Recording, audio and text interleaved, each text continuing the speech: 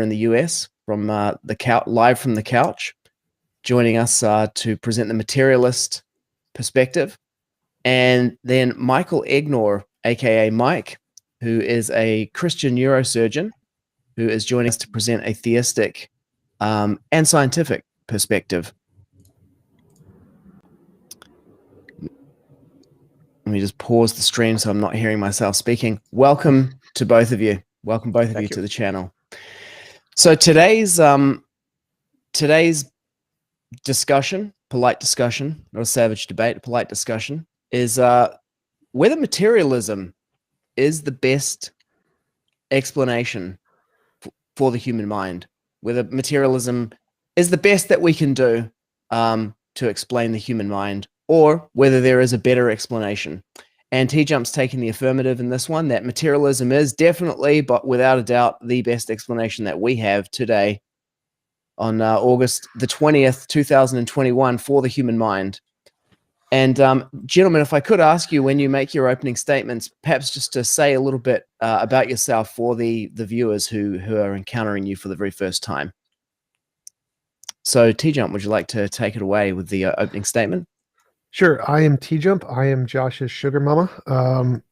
We have a OnlyFans, private OnlyFans that anyone can check out on my YouTube channel, youtube.com/TJump.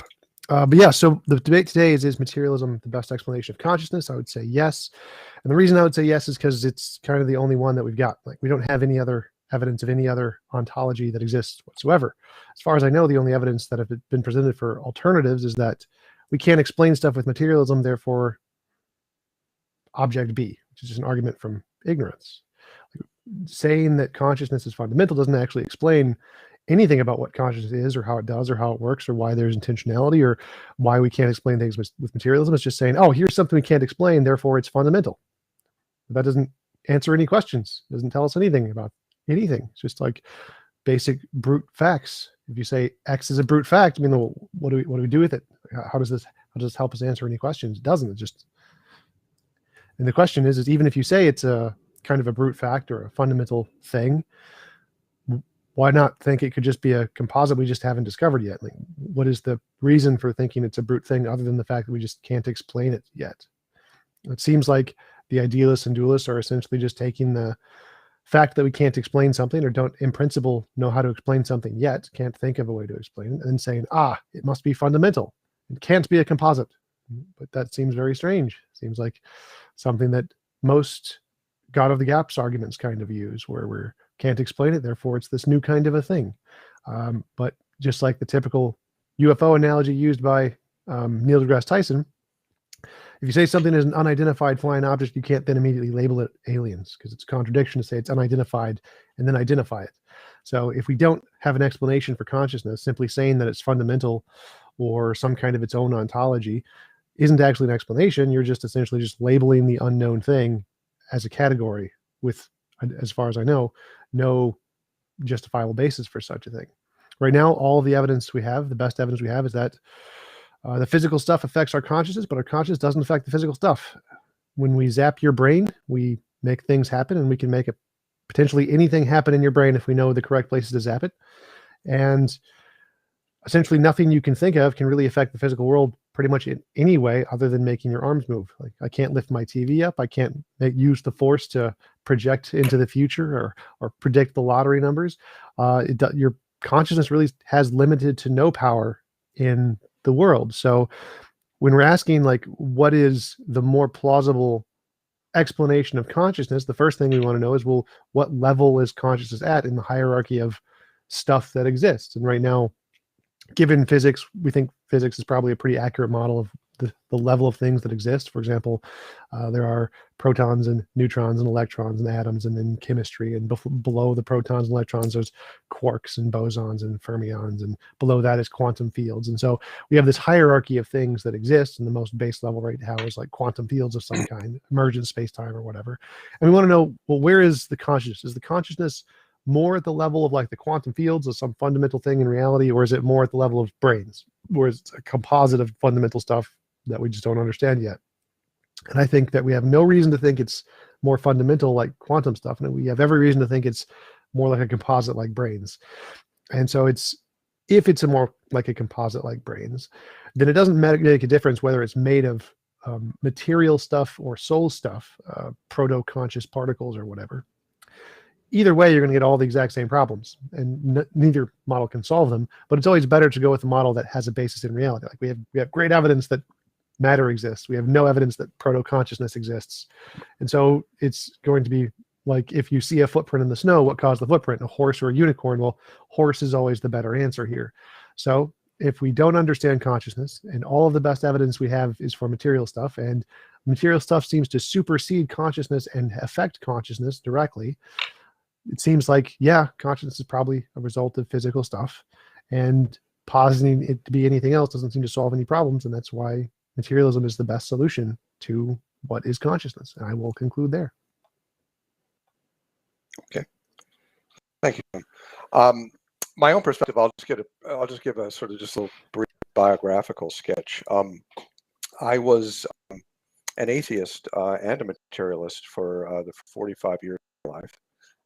I loved science. I was a biochemistry major in college, and I had some questions about biochemistry that bothered me, although it didn't really affect my materialism and atheism at the time, in that understanding living systems seemed to imply that there was a purposefulness, a directedness to the processes that go on within them that really implied a mind that was guiding things. I didn't see how all these chemicals just mix together in a cell or mix together in a test tube could do the kind of orchestrated things that living things did. So I was still a materialist and an atheist. Medical school, I was fascinated with the brain. I really wanted neurological medicine.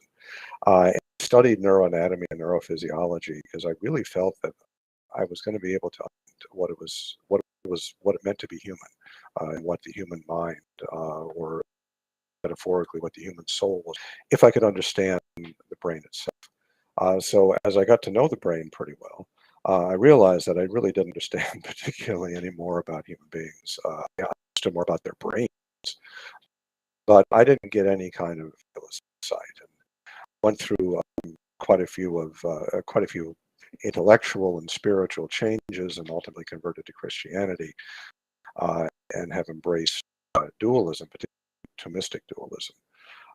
As a neurosurgeon, I found, and I still find, and I've been practicing for 35 years, that there is an enormous range of mental phenomena that are essentially impossible to explain using material precept.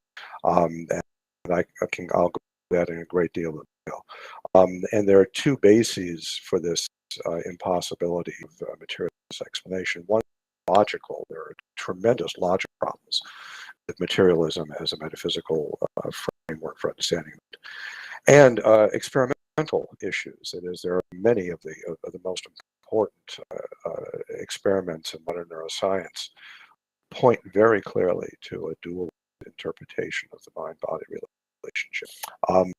So the three things that have led me away from materialism and into dualism regarding the mind-brain relationship, first of all, is the observation that the mind is metaphysically simple.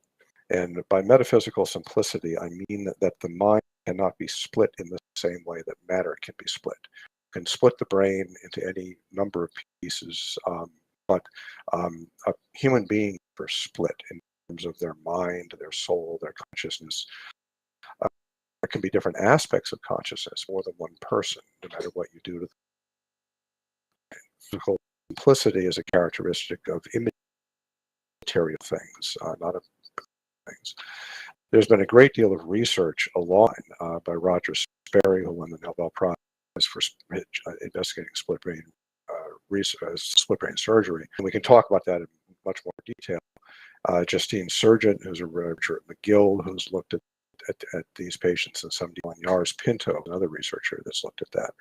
And what they find is that when you split the brain surgically to treat seizures, there is an aspect of human consciousness that remains unsplit and is capable of functioning even though the substrates in the brain that appear to give rise to it are separated. So there clearly is an immaterial aspect to the human mind just based on research involving metaphysical simplicity. The second line of reasoning that I think supports my view that consciousness can only be explained in a non-materialistic way is that perception and qualia, the first-person experience of what we experience in everyday life, the taste of coffee, the sound of music, that first-person experience has no correlate in materialistic explanations. That is, that you can search the brain down to the quantum level and find nothing in the brain that would lead you to think that this is something that is mediating first-person experience. Now, not to say that the brain is not necessary for first-person experience. I think it is. Obviously, there are many parts of the brain that you need to function normally. I'm saying it's not sufficient. I'm saying there are other aspects of the human brain that make the mind what it is.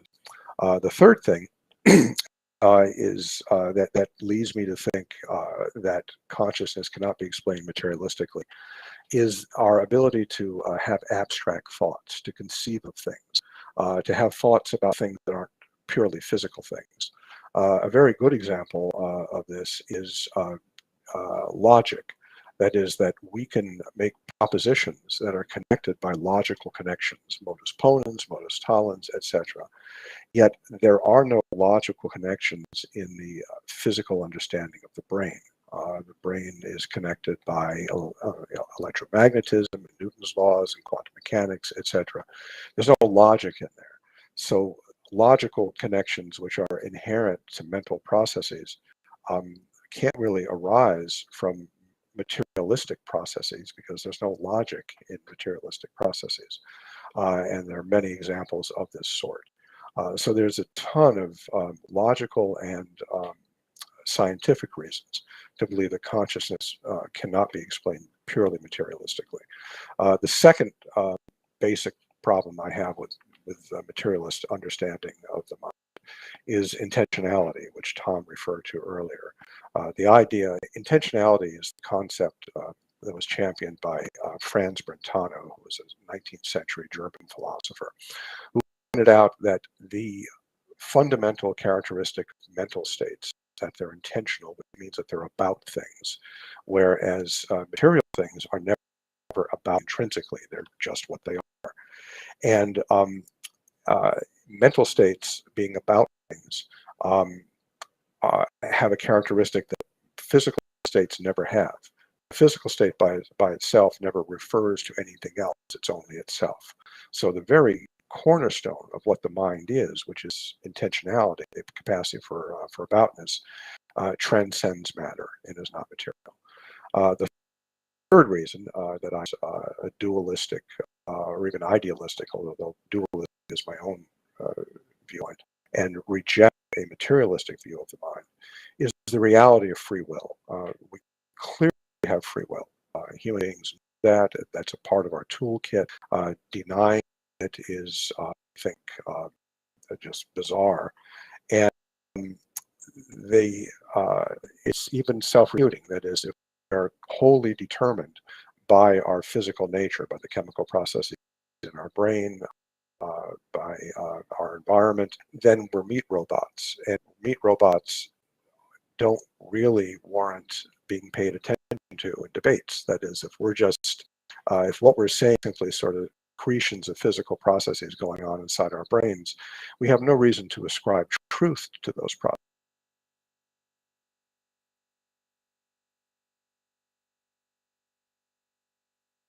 A great deal.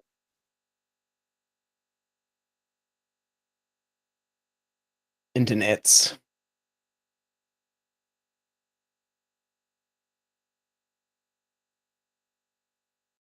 Which is based on Aristotle's hylomorphic understanding of nature. Sorry, you just cut out. You cut out for a minute there, so we lost you. Could you go back a few minutes and start over? Or I think it might help if you turn off your camera. Yeah, that might be a good idea if you could turn off your camera, Mike. I think he's. I think he's still breaking up. You might want send him a message, maybe. Yes. Yes, you cut out for a few minutes. Yeah, We sure. lost you. Yeah, the internet bandwidth looks pretty low where you wow. are. Okay. So turn off my camera. All right. Yeah, that might increase the power of the stream. Okay. Decrease. All right. Should I take up the last thing I heard you say was free will, because talking about meat robots is not worth. Meat. Yeah, you're a meat robot, meat TJump. robots. It's not worth debating All with right. you. That's right. Well, if free will isn't real, then I'm a meat robot too. So we're all meat robots, and who would ever listen to a conversation between meat robots? Yes. So free will has to be real if you can have a meaningful conversation and if what you say has any truth value. And there's plenty of neuroscientific evidence for, particularly the research of Benjamin Libet, who studied free will in the mid-20th century, and Wilder Penfield, who was a neurosurgeon who also studied free will. And I'd be happy to discuss those in detail. My own viewpoint is Thomistic dualism, which is a deep subject. I'm happy to talk a lot about it. I don't want to take too much time here. Thomistic dualism is the viewpoint that the intellect and the will are immaterial powers of the soul, and sensation, perception, emotion, and memory are all material powers, and they do indeed come from the brain in a real sense. But intellect and will are immaterial powers that for which the brain is necessary but not sufficient. And I think that's the most reasonable way to look at the mind and the brain relationship. That's it. Thank you.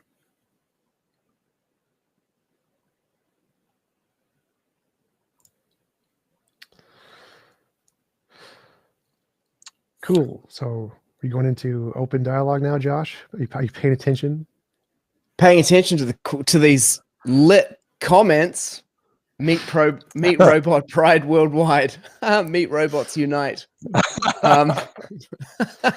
It struck a nerve. Resonated with the crowd. Yeah, let's go to. I do want to know more about this mystical idealism, but we can get to that a little bit later, I think. But yeah, do you want to respond to that? There were 3 great points there, TJump, which savagely demolished your position about materialism. Yeah, so I mean, I could just grant all 3, and none of those would be evidence of dualism or idealism. It's just saying, oh, here are things materialism can't explain. Like, okay, that doesn't mean that dualism or idealism can explain them. Essentially, again, even if we accepted that those 3 things are things materialism couldn't explain, I think they can explain all of them just fine. That wouldn't be evidence of a new thing. It would just be things that we can't explain yet. It could always be the case that we discover some new part of physics that has intentionality, free will, and abstract components to it, and it was like, oh yeah, this now it can explain it. We couldn't explain it before because we just didn't know this about physics, and that's perfectly fine. So assuming that it's impossible to explain these things because our current conception of physics is unable to explain them is just conceptually not very strong, because like obviously we don't know everything. Like we don't even know, like, to quote Thomas Edison, we only know 1/1,000,000 of 1% of anything. So saying that physics today can't conceptually explain this, therefore it's literally logically impossible to ever explain this with physics, just doesn't follow. So those would be my first 2 questions for Mike, is like, even if we granted that we couldn't explain these things with current materialism, why would you think this would apply to all possible materialism in the future that we haven't discovered yet? And why would saying that this is a fundamental essence of any kind be an answer to any of these questions? Sure. Well, first of all, the statement that your theory will explain things in the future, although it doesn't explain it now, isn't really an argument, it's a promise. And so you haven't really made a point there. You've just said everybody should just calm down and trust you, and maybe, in 100 years, maybe you'll be able to explain things. What we're looking for is an inductive argument. So that would be an inductive argument. No, it's not inductive. It's just a promise. Inductive arguments take the best evidence and put it together to draw the most logical conclusion. And there's no reason to conclude that materialism is true based on the evidence we have now. How do you define matter? How do I define matter? It's the stuff we can interact with and demonstrate with math and physics. Okay, so matter is quantifiable. Sure. Sure. So how is my perception of red quantifiable? That is, No how is idea. a mental state quantifiable? No idea, but it could be.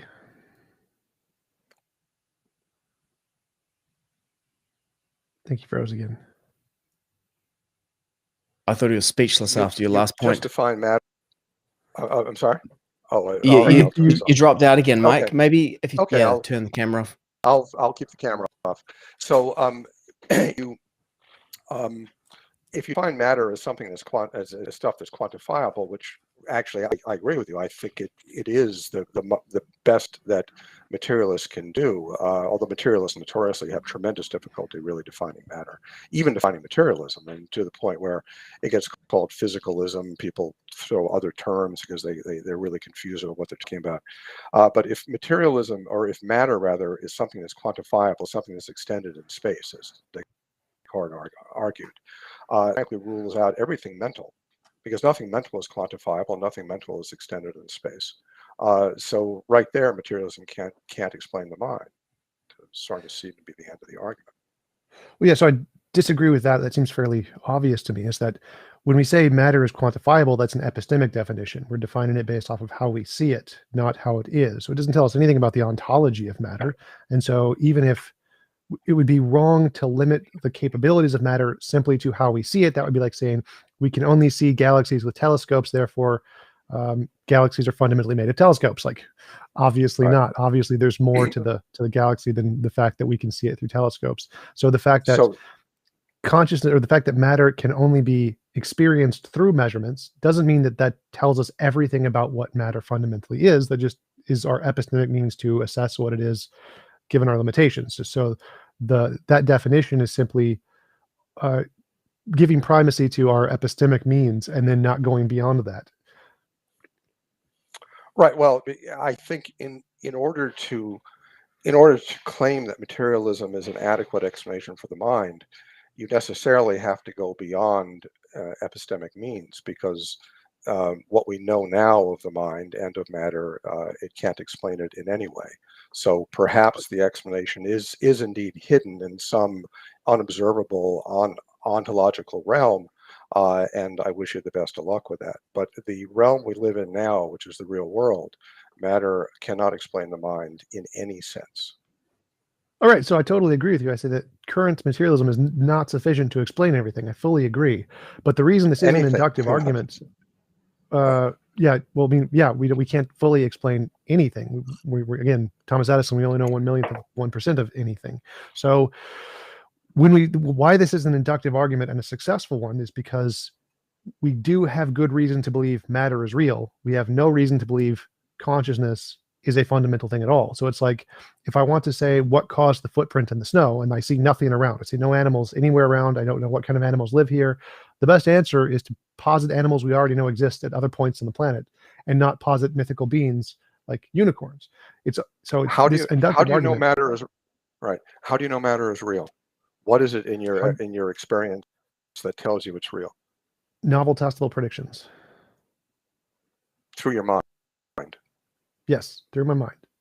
Right. So it is your mind that through which you are able to see matter, to understand matter. So it would seem to me that the mind is a much more fundamental thing. That is, that you never see matter or understand matter except when you use your mind. So why would you think the mind is secondary rather than fundamental? It would seem to me, if anything, that matter is secondary, which in fact what idealists have argued for centuries, and I think they kind of have a point. The one thing that we have direct access to is our mind. Everything else is indirect, including our knowledge of matter. Sure. So our knowledge of other galaxies is indirect through telescopes. Does that mean that telescopes are more fundamental than other galaxies? Well, obviously not. The fact that we can only see things through some... the analogy here is our mind is not the telescope. Our mind is the astronomer looking through the telescope, and right, we but the experience implies the same our way. mind immediately. No, it doesn't. We experience our mind immediately, directly, whereas we don't experience matter directly. We always experience matter through a filter, through our eyes or through our ears or through our comprehension, but we experience our mind immediately and directly.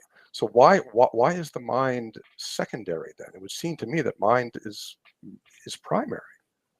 Because immediacy And in makes fact, no difference to the argument. Immediacy is irrelevant. So the argument is that we don't experience other galaxies directly ever. We only experience them through a medium of telescopes. Does that imply that telescopes are more fundamental than galaxies? No.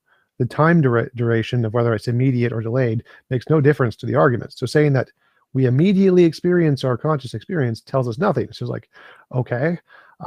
So it doesn't make a difference if it's immediate or not. The analogy works the exact same way, that we don't experience the stuff directly. We experience it through a medium, and that medium is the telescope.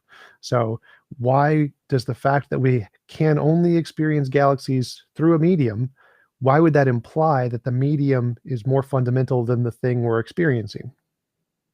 Because your personal experience of reality is not a medium. It's the experience itself. That is, that you're not you don't. In Wittgenstein made this argument, and I think it's a very profound argument, that our experience of ourself is not a kind of knowledge. That is, we don't know our own minds in the sense of knowing a book. We experience them. We have them. We are them. It's very clear, I think, in everyday experience that mind is a very fundamental thing, and that matter we only know through our minds, but the mind is fundamental. Okay, I'm not seeing how that answers my question. I don't, so, because my analogy is, okay, so we only experience matter through our experience. We only experience other galaxies through telescopes. Your argument is therefore consciousness is fundamental, and I can just use the exact same argument, therefore telescopes are fundamental to other galaxies. I'm not seeing the structural difference here between the arguments that seem to be one-to-one correlation. The analogy with telescopes is not a good analogy. The astronomer experiences the galaxy through the telescope. The telescope is an aid to it. I'm not saying your mind is an aid to things. I'm saying that your primary experience of things is mental, not physical, it's mental. And that primary experience of things, if you're going to attribute fundamentality to either mind or matter, it would seem that mind has the edge there. As I said, So, matter we understand through our mind, but mind is not experienced necessarily through matter. So my objection here is an objection of form. I'm criticizing the form of your argument. So saying it's fundamental doesn't make a difference here. I'm saying your argument has the form. We experience X through a medium. Therefore, the medium is more fundamental than whatever the thing we're experiencing is. Now, it doesn't matter if it's going to be consciousness and matter or telescopes and galaxies. If the form of your argument is that there is a thing that we are experiencing through a medium, therefore the medium must necessarily be more fundamental, it would also apply to telescopes. So saying that telescopes aren't fundamental is irrelevant here, because I'm criticizing the form of your argument. It doesn't follow that because we're experiencing something that the experience we have is more fundamental. You're misunderstanding the analogy. The analogy to the mind here is the astronomer, not the telescope. Well, it's my analogy. So the telescope is my analogy. It's the observer. I claim it too. I claim it too. The analogy that I'm pointing out is that the mind is the astronomer, not the telescope. The telescope's helping. You can't straw man my argument by trying to take it and make it something else. So you have to address my argument, not your straw man of my argument. Does your telescope galaxy analogy include an astronomer? Sure, I guess. Okay, so let's talk about the astronomer. Well, no, that's a straw man. So you're straw manning my argument again here. What do you mean by that? I'm not understanding. A straw man. Well, so a straw man is when you take someone else's argument and you misrepresent it to attack a point they didn't make. So I made a very specific point. No, I'm representing your argument very clearly by pointing out your fallacy. Your fallacy Which fallacy? is that you're leaving out the astronomer, which is the true analogy to the mind. The telescope What? is not the analogy. That's simply the tool that the astronomer uses to see the galaxy. I'm saying the mind is the astronomer, the telescope. Well, I don't care what you're saying. I care what I'm saying, because we're talking about my argument here. So I don't know which fallacy you Okay. think that is, but that's not a fallacy. But my argument is that your Well, argument objectively fails because the structure of your argument is that we experience something through a medium, therefore the medium must be more fundamental. This is demonstrably false. Experiencing something through a medium does not mean the medium is more fundamental than the thing being experienced. That we can prove this false. Telescopes and galaxies. In your analogy of the astronomer, the telescope, and the galaxy, who is it that is doing the experiencing? That doesn't matter to the argument here. So literally. Okay, Tom. Okay, Tom. Why don't you just throw up your hands? All right. The experiencing is the astronomers, not the telescope.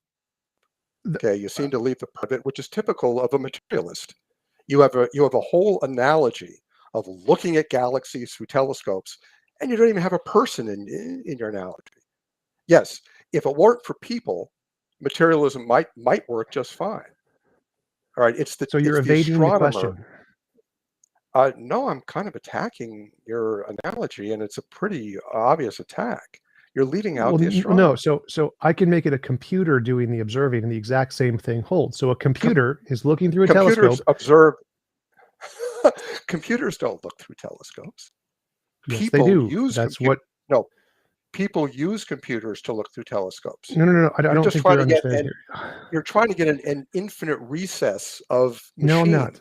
No, I'm not. This is super easy. At the end of this is really easy. So a computer does not have the capability to pick up the electrons coming out of alternate universes. In order to be sensitive enough to pick up the electrons from alternate galaxies, not universes, it would need a source, some kind of a medium to be sensitive enough to do that, which is a telescope.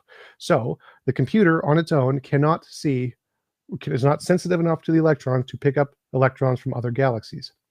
To do that, it needs a medium, which is a telescope. Does that mean that the telescope is more fundamental than the universe that is being seen by the telescope? No. I have proven your argument objectively false. There can be things out there that cannot be seen without a medium. Right. So how about this? I'll say something that's totally disconnected from your fascinating analogy.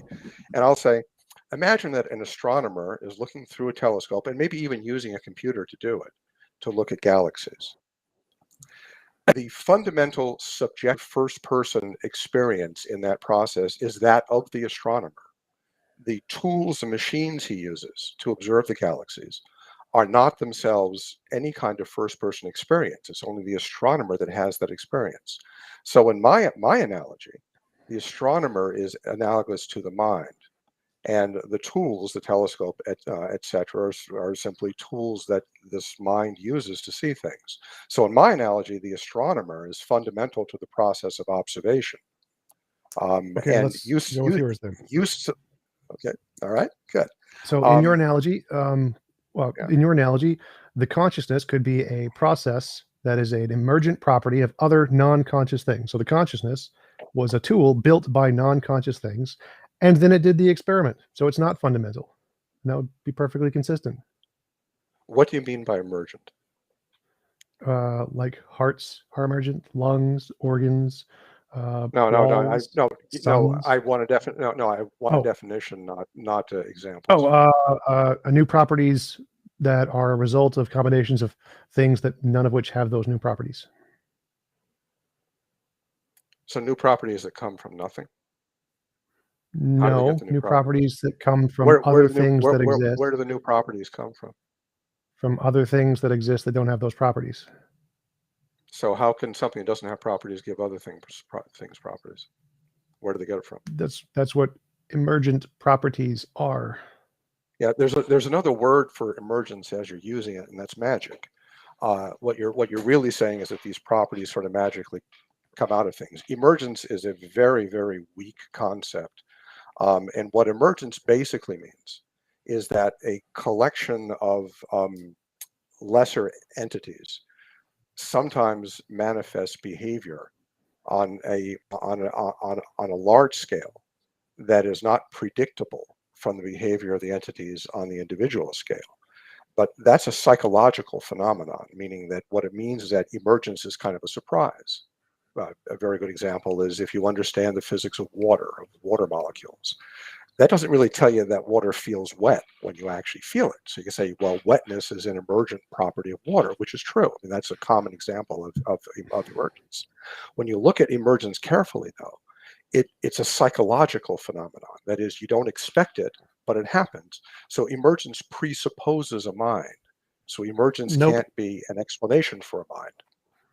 Nope. Emergence is specifically a bunch of essentially particles being affected by one force, but when they conglomerate into a larger collection, they're affected by another force that it had a less of effect. And so the second force supersedes the first force. So like if you have a hydrogen atom, it's affected by the strong and weak electromagnetic force, not really affected by gravity that much. If you put a whole bunch of hydrogen atoms together, then gravity starts to overtake the strong and weak electromagnetic forces to apply a new feature, which it becomes a star.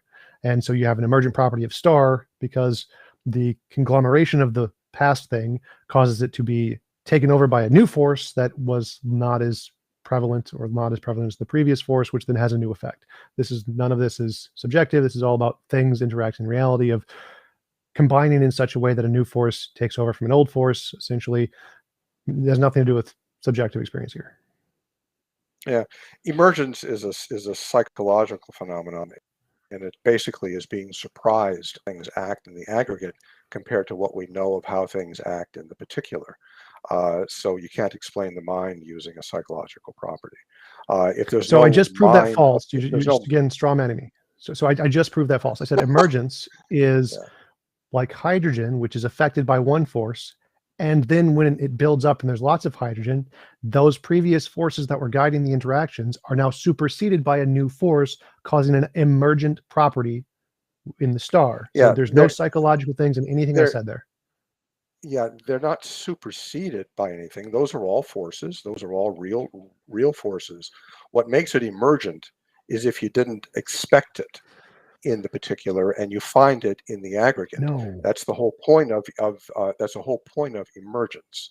So Your you're straw really man of using a emergence pretty has weak nothing to do with concept. my worldview. So your straw man of emergence has nothing to do with what I said or how I used the word. Well, So how I used yes. the word, Well, it was an emergent property that hydrogen, the weakened strong electromagnetic forces that guided hydrogen in the way it formed, was then overtaken by gravity, which then overpowered those other forces, causing them to crush together and form new particles.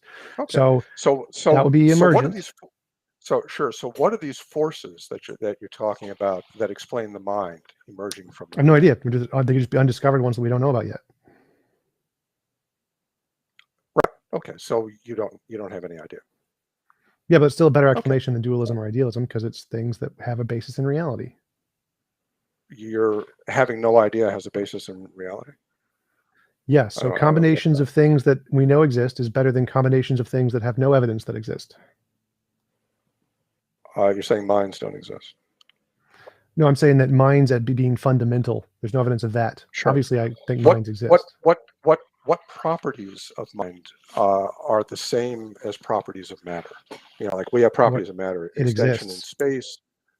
The mind exists. Okay, sure. So besides that, in existence, as Thomas Aquinas would say, is not a property. But is there, what properties do mind and matter share?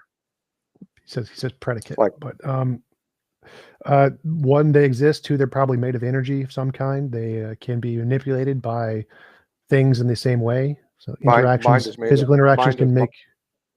What? Mind is made of energy. What sort of energy? No idea. The kind that causes changes, because that's what I see. But energy is essentially in physics. So causes changes. But you said the mind has no causal properties earlier. That's exactly what you. No, I said it had limited to no causal properties. So when I said limited, so like you can cause your arm to move. Okay, then I misunderstood you. I thought you said it had no causal properties at all. So this energy you're talking about, I don't understand why. Why do you think mind is a kind of energy? What sort of heat Because is it heat energy, or I mean, what sort of energy? Kinetic, I have no idea, but potential? I have no idea. But again, this is just an argument from ignorance, because whether or not I can answer these questions isn't Right. evidence for your position. Well, I think destroying your position is perfectly adequate here. I just don't. I mean, you're sort of saying things that don't make any sense. So what properties do mind and matter share? So do you know what an argument from ignorance is? So like Yeah, if there are I'm 10, dealing with one now. Yeah, yeah, I'm dealing with one. no. So Let me just clarify for a properties? second. Let me just clarify. So if there are 10 axles, 10 car axles, and you know the first 9 are broken, does that prove the 10th one works? No, no. Right. So disproving my argument, even if you were successful, isn't evidence of your position. Your axle could still be broken.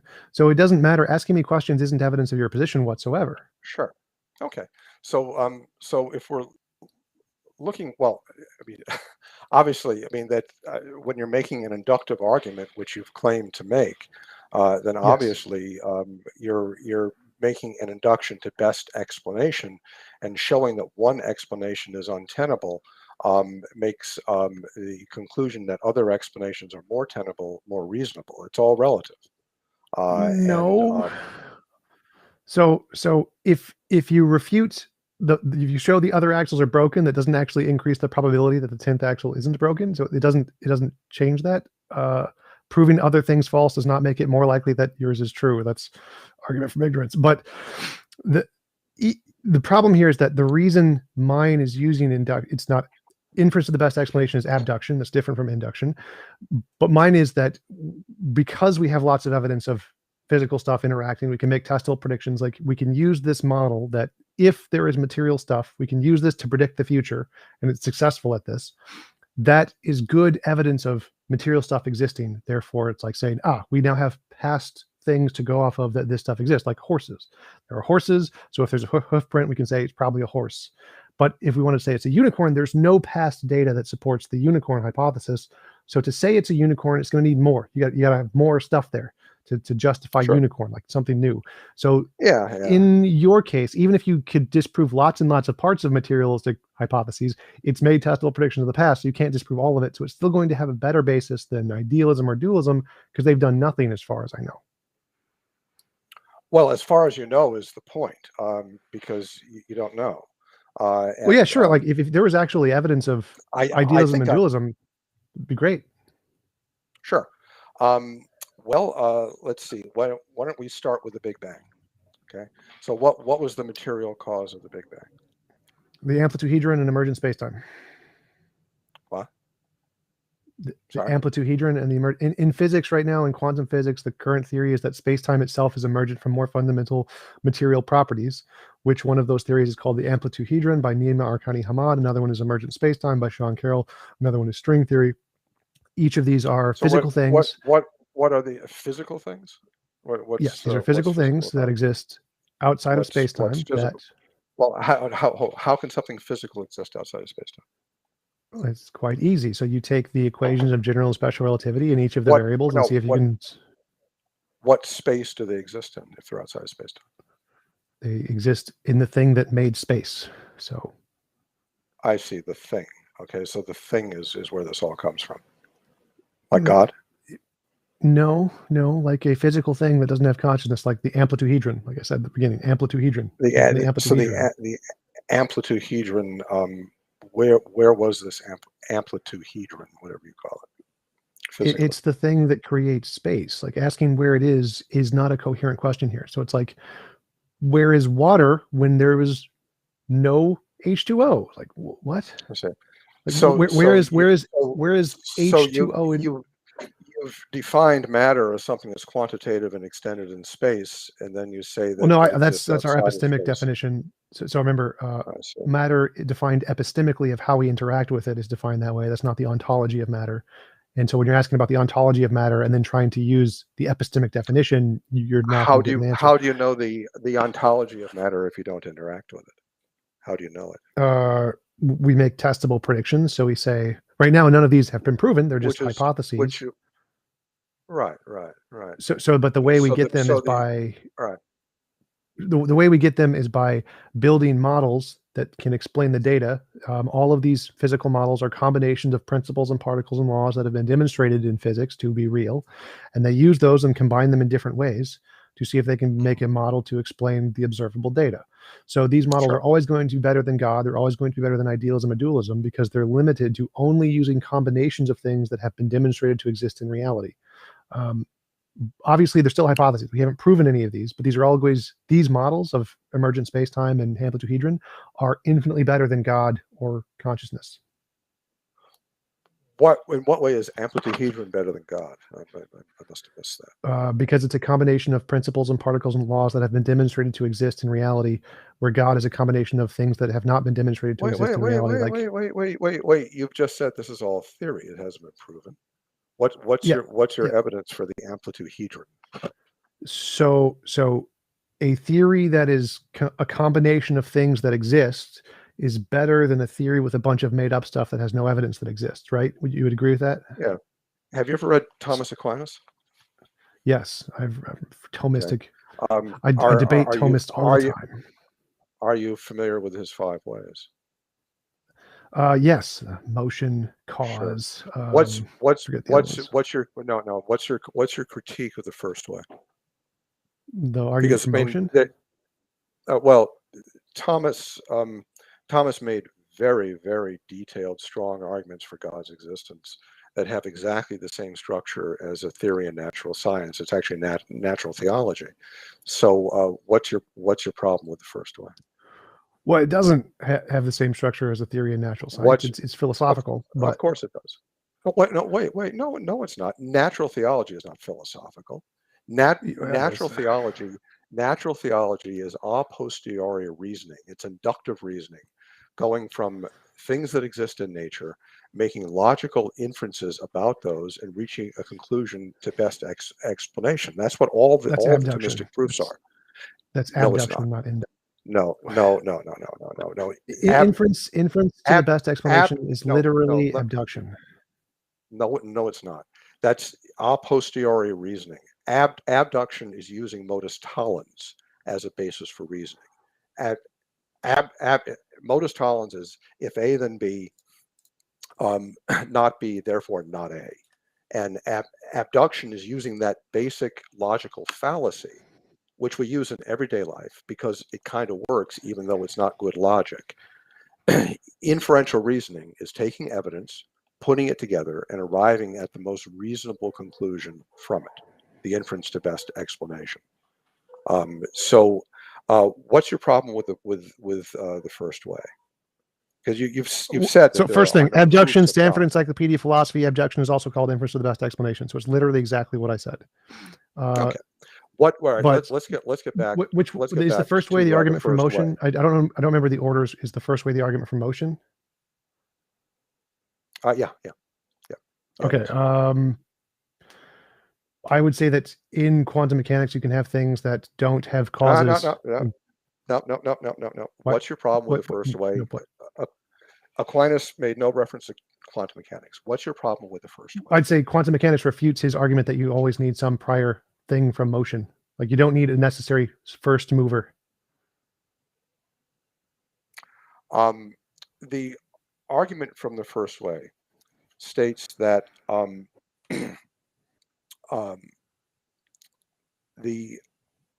a series of causes that are essential causes, that is, in which the existence of past causes is necessary to continue the process going, cannot go on to infinite regress. That activation, that elevation of potency to act, possibility to actuality, requires something that is fully actual at the beginning of this causal chain to make the chain happen. And that fully actual thing, as Thomas said, is what all men call God. It is an argument that was made originally by Aristotle. It's never been refuted. It is straightforward. It just amazes me that you would say that there are no arguments for God's existence when some of the best arguments ever put forward were Aquinas' arguments for God's existence. They're very strong arguments. Well, objectively pretty terrible. Like, for example, that one can be refuted by quantum mechanics, where not all causes have preceding necessary causes.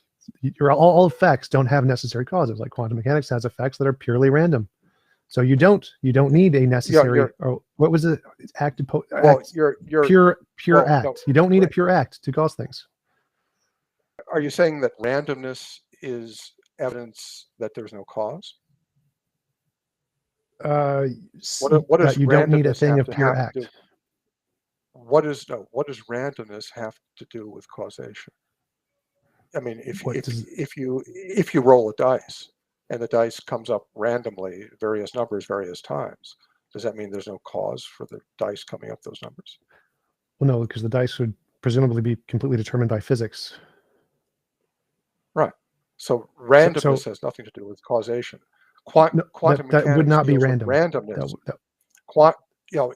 Quantum mechanics deals with statistical probabilities for certain outcomes. It doesn't mean that things aren't caused. No. So the current consensus in physics is that randomness is actually an existing independent thing. That isn't.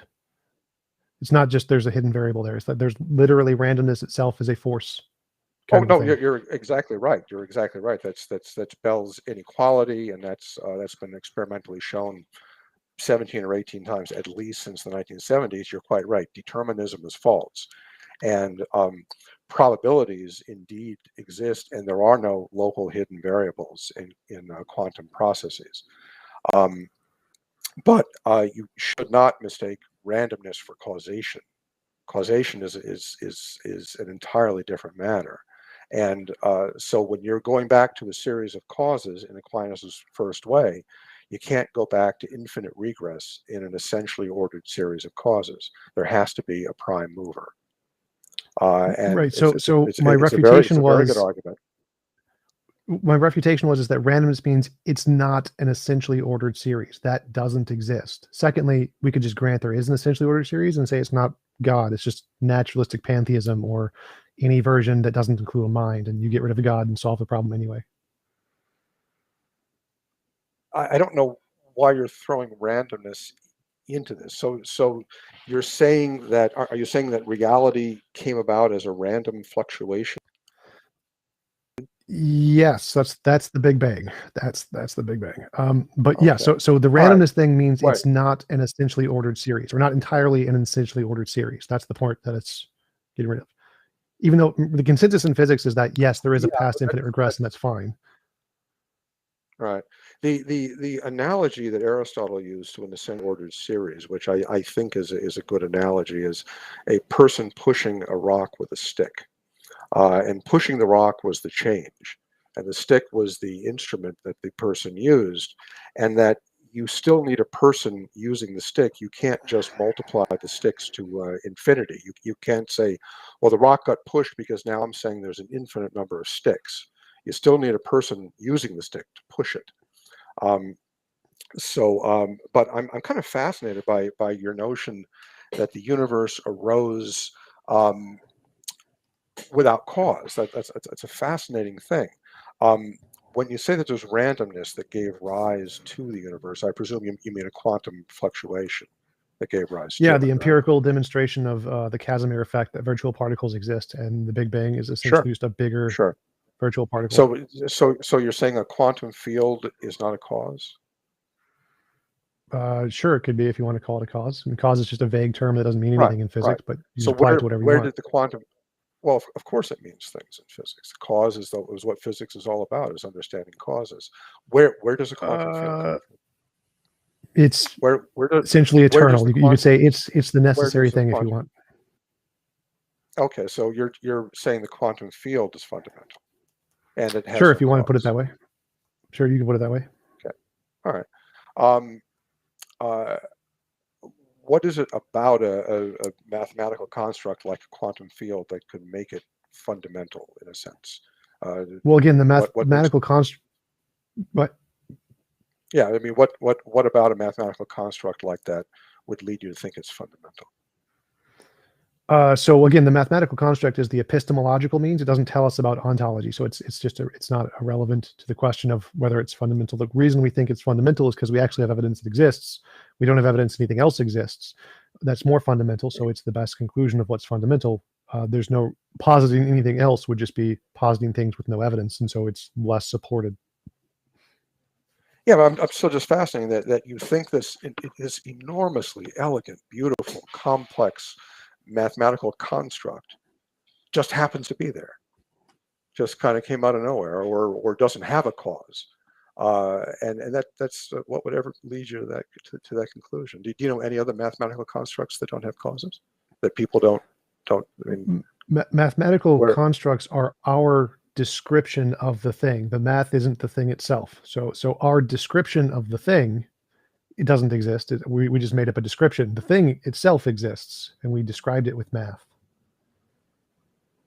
yeah, yeah. So as I said, that particular notion that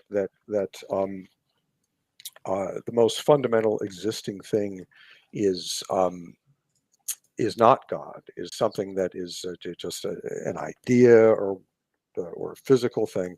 I think that's one of the great weaknesses that natural theologians have attacked. That to really explain the most fundamental thing, you need to make a leap out of the natural world. That the natural world cannot explain itself. That's like saying God cannot explain himself. Like you could always say God that isn't about a anything. part. No, God isn't a part of the natural world, and he doesn't require explanation. He's not You a could just part say of the nature. natural world doesn't require explanation, and you have just as an even better argument. Well, you have another argument. It's not really a very good argument. So are you saying that the natural world doesn't require an explanation? Doesn't. So you can say, just like the theist says God doesn't require an explanation, and they just assert this with no evidence, you can just say the same thing. The natural world doesn't require an explanation. It's the necessary thing, and you don't need an explanation of it.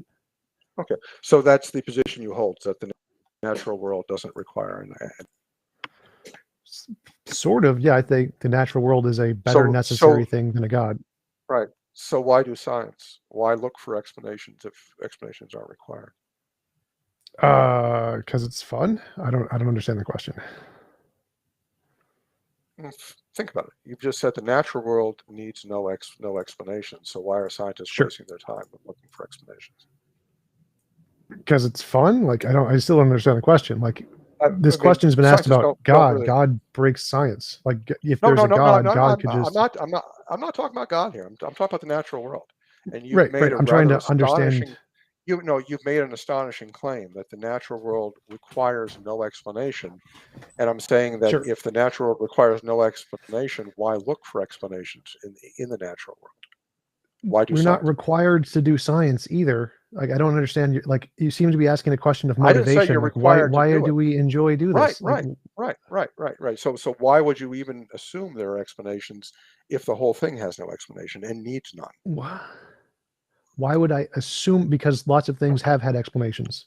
So like if I see, oh, a cup fell Oh, over, so that was the so wind. so the natural, right? So but if the whole shebang doesn't need an explanation, then assume there are explanations elsewhere. Because we've demonstrated them. Cup fell over, wind. Well, you don't have full knowledge of that. Maybe you're mistaken. Full I mean, you mean what absolute certainty? what Like we what don't need what you certainty. no, what we actually know and observe about nature is only a very thin sliver of what goes on out Sure. there. And you're making Sure. the argument that the whole shebang needs no explanation, which kind of leaves you in the lurch regarding science, because then a scientist could always say, well, the reason this phenomenon happened in the laboratory is, there's no explanation at all, because all of nature has no explanation. What I'm describing here is called the principle of sufficient reason, and it's a cornerstone of modern philosophy. It was No, it's not. articulated by Leibniz, and it's the idea that you really have to acknowledge that in nature there has to be an adaptation for everything that goes on in nature, or you really get to this epistemological morass where you have no reason to do science, to explore things, because hey, maybe things just happen, right? So But we the don't principle of accept that. sufficient reason. So the principle of sufficient reason is self-defeating, and it applies to a God equally as much as it would apply to any naturalistic hypotheses, which is why the vast majority of philosophers reject it. It's kind of worthless. So if God is uncreated, then everything you just said, or if God doesn't have a cause to himself, then everything you just said applies to a God, and we could just say, oh, why should we do science? Because that could have just been a miracle by God. The same argument applies to both hypotheses. This is not really a serious argument that refutes my position at all. My position is still the better explanation, that there is a thing we have evidence for and it's the necessary thing, is always better than there's a thing we have no evidence for and it's the necessary thing. Well, as I said, I've been fascinated by this notion that people blindly accept the idea that this enormous, elegant, beautiful universe needs no explanation whatsoever. And then people passionately devote their lives to finding explanations within it. I mean, I do believe in looking for explanations, but I believe in that in part because I think that you do need an explanation for nature, and that it's a really unscientific and kind of intellectually sterile way to look at the world, to say, yeah, the whole shebang, no explanation, it's just here. Let's not ask any more questions about it. It strikes me as a bizarre metaphysical perspective. And you Take don't see that you're doing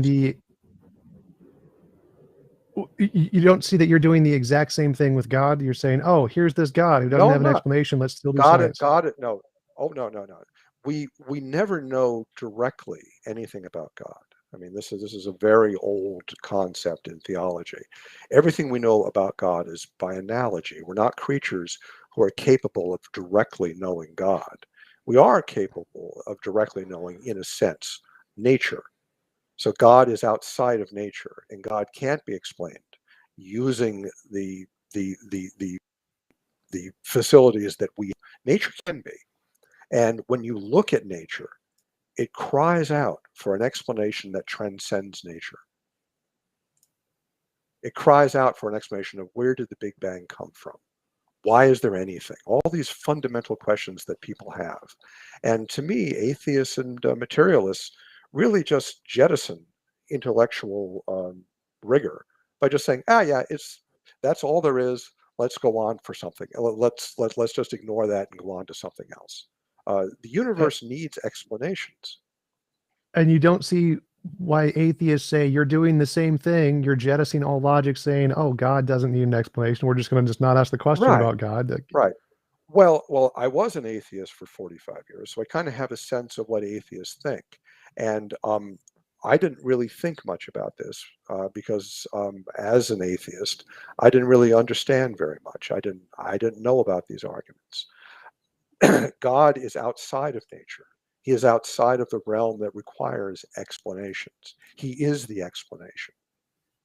He is God. God is, as St. Thomas would say, he is the entity in which existence is essence. That is, he is the fundamental existence. He doesn't require an explanation. He is explanations. But nature itself is not like that. Nature is not God. So I can just say the exact same thing about nature. I can say nature is outside of the realm that needs explanations, or the quantum field is. So why do you think that your assertion is somehow more supported than my assertion? Because there's nothing about a quantum field that would lead you to believe that it's the kind of thing that doesn't need an explanation. Whereas there's something about God, that God is transcendent. He's beyond the realm of human experience or of human perception. So you've made up a property, ascribed it to a God. Side of nature. So you've made up a new property that there's no evidence for. You've ascribed this new property to a God and said, because it has this new property that has no evidence, therefore we can assert that it's doesn't need a cause. But it seems like I can do the same thing. I can make up a new property, call it the spaghetti property. The spaghetti property is a magical property that makes things no longer need an explanation. I'm going to say that the spaghetti property is in the universe, the spaghetti monster. Therefore, the universe doesn't need an explanation. So it seems like we can both make up a new property that has no evidence, ascribe it to a thing, a theory, and then say, we've won. Amplitudehedron, I think it's called. Yeah, right. Exactly. This notion that that you need evidence for God, or that there is no evidence for God, is profoundly misleading. That is, that there's a ton of evidence for God. In Aquinas' fifth way, in teleology and final cause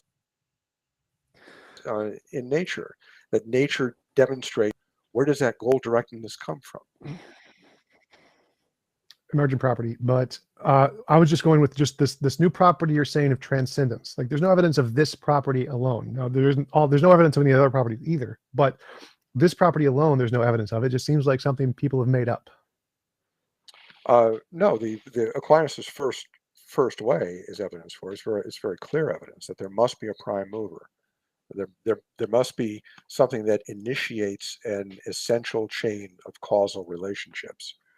There must be a hand that moves the sticks, and you can't simply multiply the number of sticks and explain how it can move the rock. There has to be a prime mover. That's very, very clear evidence. It's a very clear chain of logic, and it's been around for 2,300 years, and it's never been refuted. Right, it was refuted like the day it was made, essentially. So one, there's no logical contradiction with an infinite past regress. That's one way to solve it. Second is we can just grant there is a necessary first mover, and it's not God, it's the quantum field. Well, and a very important thing is to understand the difference between essential causal changes and accidental causal changes. Do you difference? Do I know the difference? Well, I know Aquinas made up an arbitrary titles there, but they don't actually correspond to reality. No. There are essential causal chains, and there are accidental causal chains. What's the difference? Well, again, so in my real view, they don't have any fundamental difference. So there aren't any. It's just Aquinas has made up definitions that don't have any fundamental diffence. It's a difference, And distinction essential without causal. difference. No, it's a very clear difference. Essential causal chains are causal chains in which each member of the causal chain has to still be existing for the causal chain to exert its effect. Accidental causal chains are causal chains where prior members can go out of existence, but the chain continues. An example of an accidental causal chain is a father begetting a son. The father was begat by a grandfather, who was begat by a great-grandfather. Each agent in that causal series can go out of existence after they've done their job, and the causal series still goes on. That causal series, which is an accidental causal series, is not what the prime mover argument is based on. The prime mover argument is based on an essential causal series. An example of an essential causal series is a stack of books. If you imagine a stack of books going as high and as low as you want, infinity if you want, and the changes say that one of the books shifts up or down in this stack. In order for that to happen, there has to be something from outside the stack that removes one of the books to shift the stack. The stack can't shift by itself. And that basically is the argument of the prime mover argument, that we have an essential cause, an essential series of causes, all of which have to simultaneously exist for the effect to occur, and they can't get themselves moving. If there's going to be, if something's going to cause a change in this series, it has to be something from outside the series. And as I said, it's a very old argument. It's never been refuted. Well, I literally just refuted it the first time I responded. Like anything whatever the prime mover could be anything and not a god. Like it could be the quantum field. It could be a potato. It could be a pineapple. It could be any. There's lots of different things that this prime mover could be that don't entail a god, like the quantum field. Right. Then what caused the quantum field? What caused God? What caused the quantum field? That's my question. What caused God? The answer is the same for both. If you want to make up a new category, it is in the nature of God that he is uncaused. It is in the nature of the quantum field that it's uncaused. Why do you say that? What would make you think a quantum? Because I made it up the same way you did. I just made up a new property, ascribed it to the made up thing, just like you did. Okay. So in your view, the argument to God's existence has the same logical force as the argument that the most fundamental thing is the quantum field. Well, mine would be better, but yes. Right. So you don't believe in God, so you don't believe in quantum fields either. Well, I don't believe this argument is something that I would use to justify quantum fields. I think this argument is a silly argument that doesn't indicate anything. I think there's better arguments for quantum fields, like physics.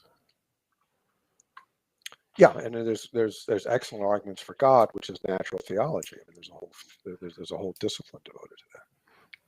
I believe I've refuted literally every single one of them in my career. Yeah, I'm sure you have. What would be actually nice is now to get into the neuroscience of mind-brain stuff. I think we've been in quantum stuff and Big Bang long enough.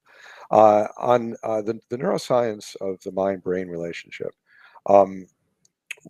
one of the experiments that impressed me a great deal and still does is the work of Wilder Penfield, who's the pioneer in epilepsy neurosurgery.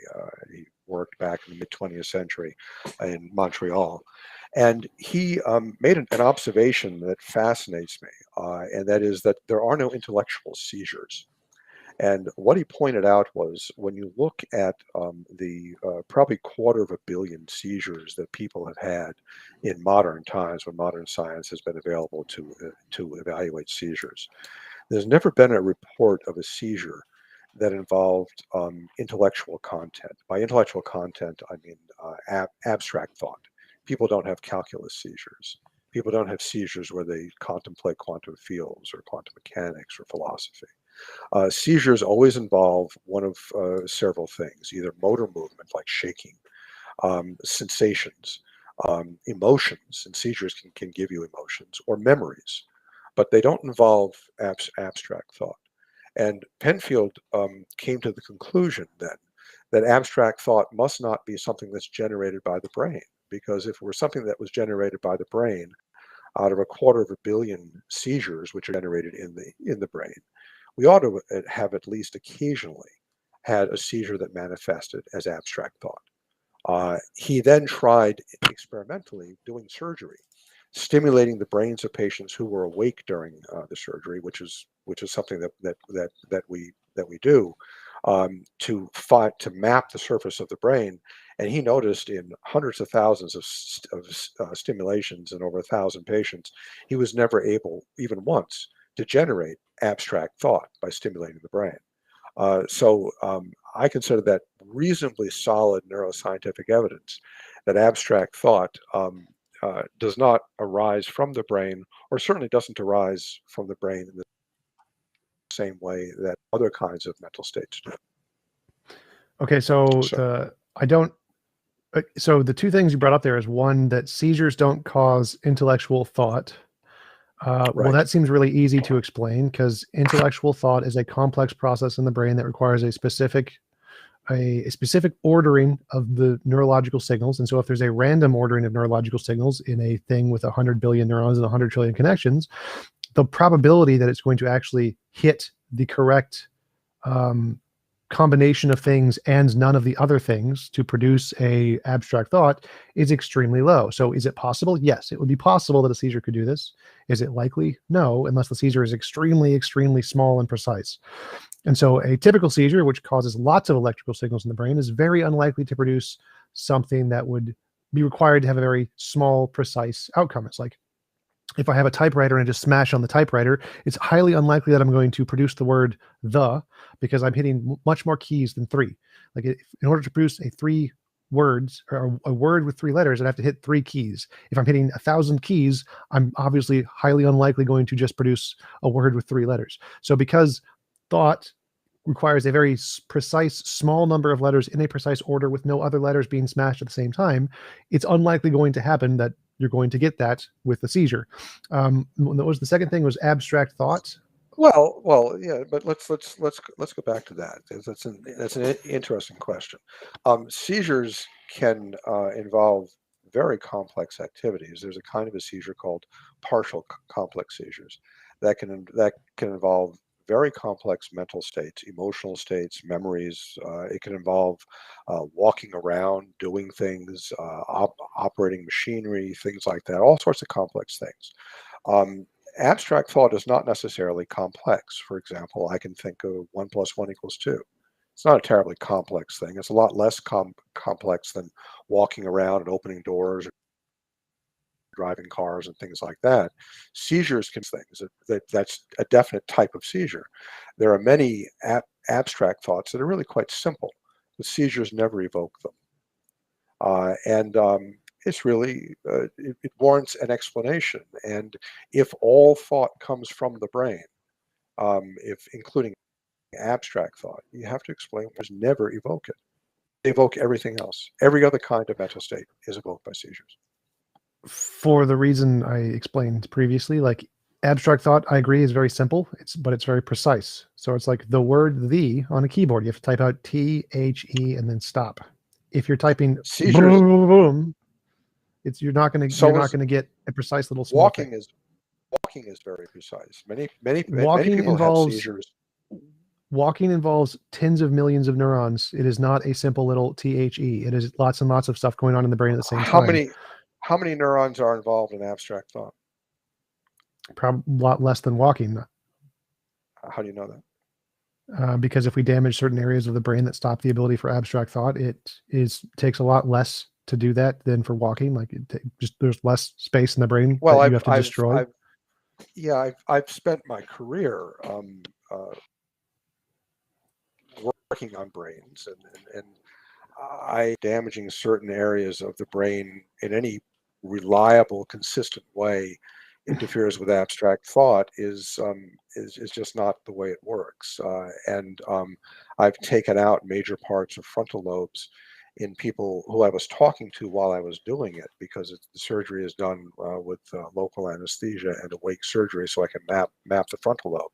And there's no interference with abstract thought at all. I have patients who are missing 2/3 of their brain and still have just fine abstract thought. So there's a big difference between abstract thought and other kinds of neurological things. And that led me to Thomistic dualism, because that actually is predicted by Aristotle's and St. Thomas's model of the mind. So aphantasia, the inability to voluntarily create mental images. I'm sorry? Aphantasia, the inability to voluntarily create mental images to do abstract thought. So we do know conditions that can do this, that can cause this. You're misunderstanding abstract thought. Abstract thought is not mental images. Mental images. Yes, it is. That's literally what abstract thought is. Abstract thought is literally a mental image. Okay. No, it's not. The abstract thought is thought without images. It's concepts.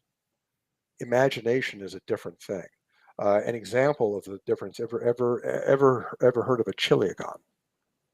Chiliagon is the name, Chilligligon. Chiliagon is a 1,000-sided figure, so it's a closed plane figure with 1,000 sides. You can conceptualize what it is, but you can't form a mental image of what it is. There's a difference between a concept and forming a mental image. A concept. What about the mental image of the amplitude-hedron? Oh yes, a very, very interesting mental image. So there are all sorts of concepts that don't have mental images. No, those are all mental images. So those are literally just combining different mental images into the same thing, which you can't process at the same time. That's all mental imagery. Those are all the amplitude-hedron is outside time and space. So how do you have a mental image of that one? This amplitude-hedron going after it. It's how the brain processes information and comes up with ideas. Like, how do you have a unicorn with a cow's head on it? Well, you imagine a cow's head and you imagine a horse's body and you put them together. The same thing applies to an object with 1,000 sides. Like, obviously you can only imagine like an object with 10 sides before your brain is unable to like process more sides, but you can abstract the rest by using a different mental image, like saying, there's more there. What's your mental image of infinity?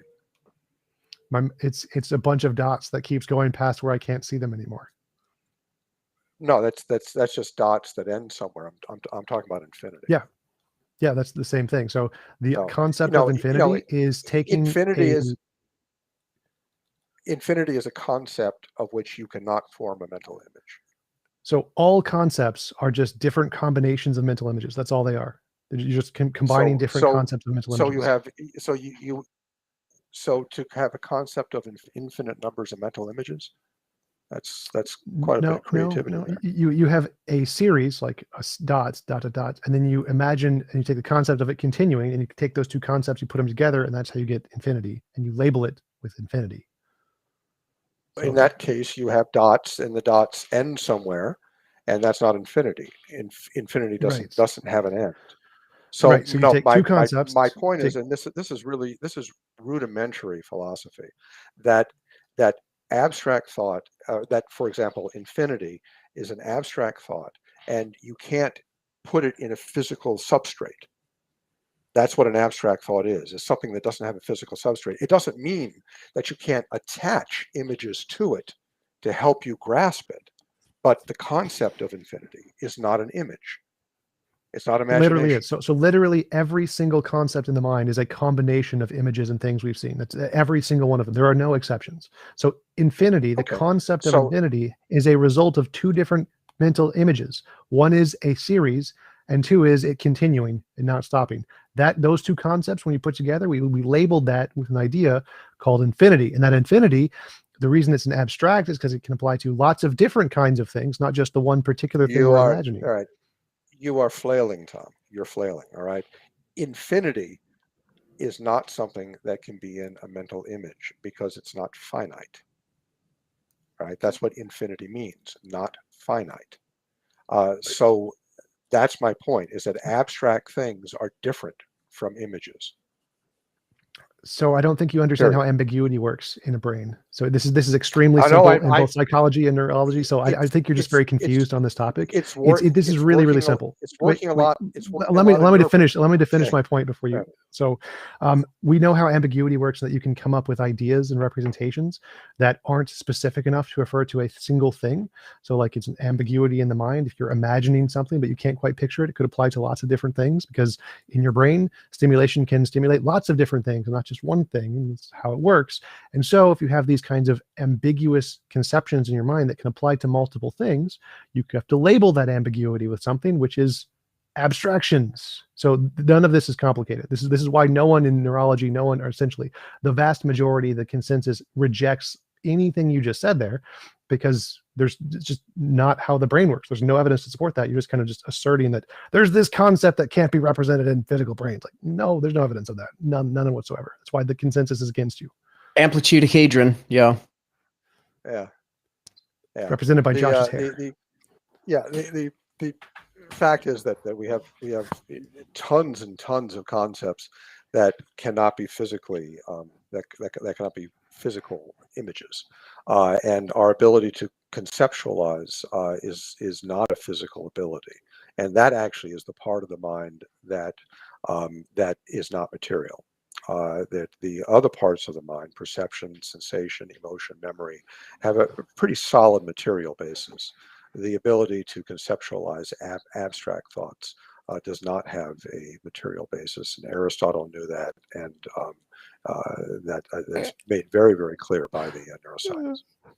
Aristotle knew the neuroscience. Like, no, so yeah, everything that's just false. Like, yeah, we can disable abstract thought in the brain by disabling like emotions and other parts, the visual parts. Like, yeah, you stop losing the ability to abstract think when you lose the visual parts, and everything else is nope. Okay, how about this? There's ever heard of Adrian Owen's work on persistent vegetative state? Vaguely. I think in my debate with Yeah, Alex Stachurus, I might have brought that up. Yeah, he was a researcher who, or he is a researcher who works in Cambridge, in England, and he studied persistent vegetative state. Persistent vegetative state is sort of the deepest level of coma. It is found in people who have massive brain damage, in which, by ordinary neurological exam, there isn't any evidence for any mental activity whatsoever. These people are just totally out. So he asked a question. The problem in persistent vegetative state is that these people have tremendous disabilities. They're paralyzed, they're blind, they can't communicate readily. And he asked, is there really no evidence for any mental activity in these people? So what he did was he took first one woman and then did it with many other patients who was in persistent vegetative state by the traditional diagnosis. She was in a car accident and for a number of years had shown no evidence of mental activity.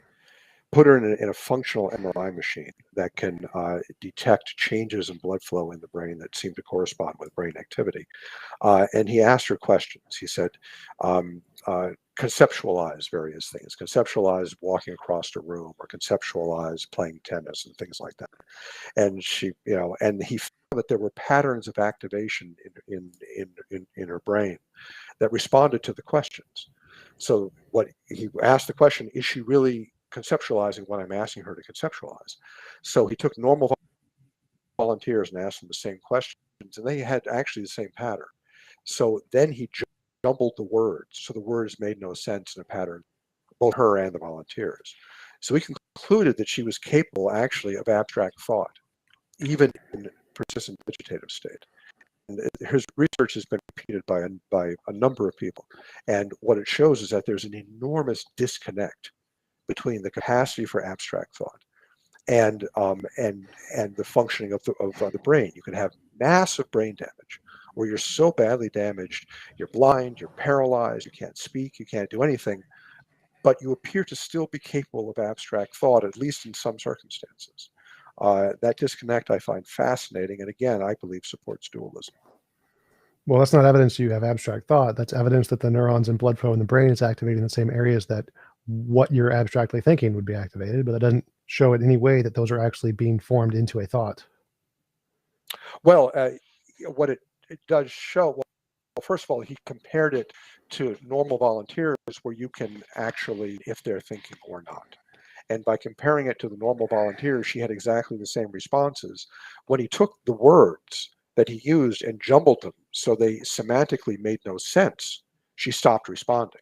So it wasn't just a response to noise, it was a response to the semantic contents of the words, which implies that she did understand.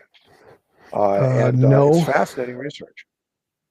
That doesn't imply that she understood. That implies that the words caused a neurological response in the brain that has the neuroplastic connections that are associated with the patterns in the words.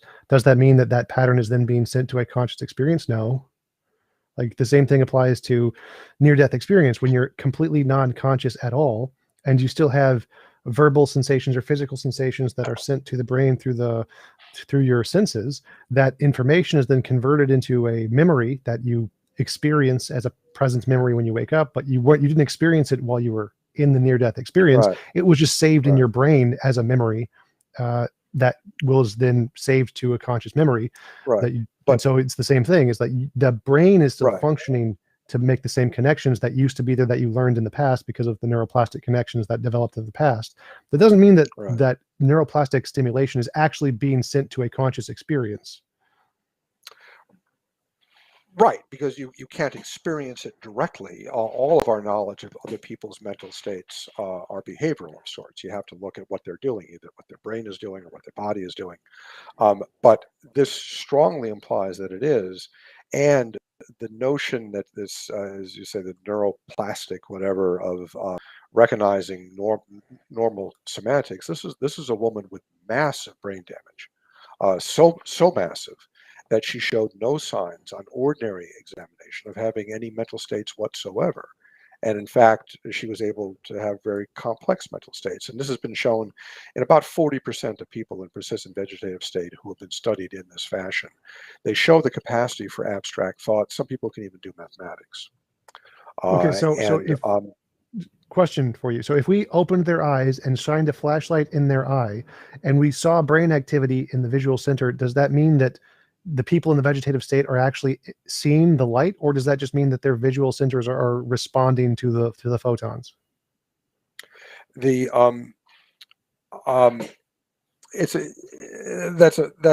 a very good question.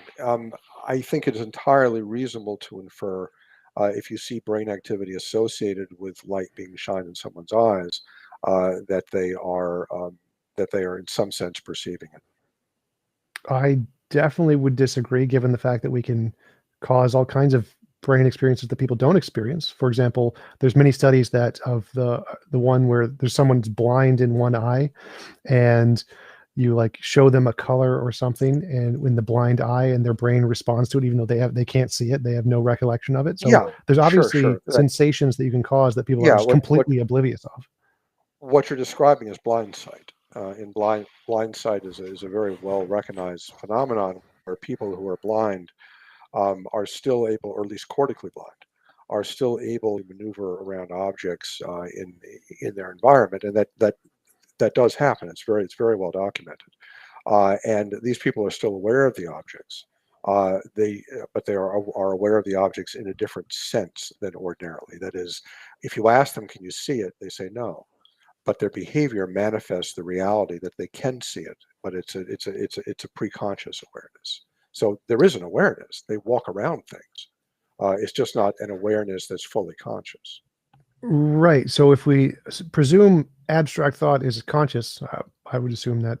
But if it's purely subconscious and there's no conscious experience of it whatsoever, and it's purely just a product of the brain doing its thing, then you can have those patterns seen in the brain without it ever being conscious thought or abstract thought. There's no thought going on. It's just a response from the brain, just like how I interpret blind sight or people reacting to things. Like if you throw a ball at them, they dodge. They have no idea why. Yeah, but It's just their brain right, responding. right. But again, that implies that the only kind of awareness we can have is an immediate awareness of a fully conscious sort. And we have a lot of awareness that's not fully conscious, all sorts of awareness that's not fully conscious. We're aware of all sorts of things that guide our everyday life that we don't think about constantly. If you had to be aware of everything you were doing all the time, you could never function because you're doing too many things at once. Right. So my argument here is that the part of your brain that isn't conscious can do logic, abstract thought, like there's logic gates in neurons that work just fine. And so these patterns that we're seeing doesn't imply that actual abstract thought or thinking or conscious experience is going on. This can all be done without conscious experience. Right. Would you say, for example, that in our conversation here that that you wouldn't necessarily infer consciousness in me, or I need not infer it in you? I mean, It's not a necessity, obviously. so you're saying behavioral responses aren't necessarily or aren't reasonable guides to whether or not there's consciousness. They can be reasonable guides. In many cases, they are not necessarily guides. So why aren't hers? And what Owen showed was that when you look at the brain changes on functional MRI imaging, that the patterns of response between her and people who were normally conscious were about the same. They're really the same patterns. In hers, it could go either way, but because we don't have the external way of verifying by asking, like, are you conscious? And she can't say, yes, I'm conscious. It's not a strong correlation there. Right there, we don't know. Is it just subconscious brain firings through neuroplasticity and there's no consciousness, or is there consciousness? It's not evidence one way or the other. We don't know. Right. So it would be wrong to use that as evidence to indicate that there is something else going on. Like even if it happened, that still wouldn't be evidence that there's dualism. First of all, it's obvious evidence of something else going on. The fact that you can have somebody with massive brain damage, just short of brain death, who is capable or who shows on functional MRI imaging patterns suggestive of complex abstract thought. Yeah, that's really evidence of something going on. Now, you really have to have an ideological commitment to materialism to deny the remarkable evidence that Owen provided. So if I take a vase and throw it against a wall and break it and find that there's a piece of the vase that still has the pattern on it, does that mean that the vase is non-physical? Well, no. It just means that that part of the vase didn't get broken. So obviously, if there's somebody who has severe brain damage and enough of their brain is damaged that they can no longer function, that doesn't mean that literally every neurological connection has been broken. So you can still find patterns in their brain that would still work as if it was unbroken. Right. You argued before that abstract thought was very precise, and that it was that the reason that no seizure has ever evoked abstract thought, or that Penfield couldn't evoke it by stimulating the brain, was that it was too precise to stimulate. Right. Now you're saying that it is the opposite of that, that it is not precise, and that even people with massive brain damage can still show evidence for it, can still show brain patterns. Are those brain patterns precise or not? It's precise. So by precise, I mean a small specific combination of the neurons. So not many, a small amount of neurons in this specific order say it's produces. A small amount of, what's your evidence that abstract thought comes from only a small amount of neurons? What's by comparing the amount of brain activity when doing abstract thought to other things like walking. I'm not aware of that neuroscience. So walking takes fewer neurons than or more neurons. Walking takes more. So physical activity, doing things in the world takes more than abstract thought. Abstract thought takes less generally. So like thinking of 1 + 1 = 2 causes your brain to activate less blood flow than like running, jogging, boxing, whatever. Yeah, so I'm not sure that's true.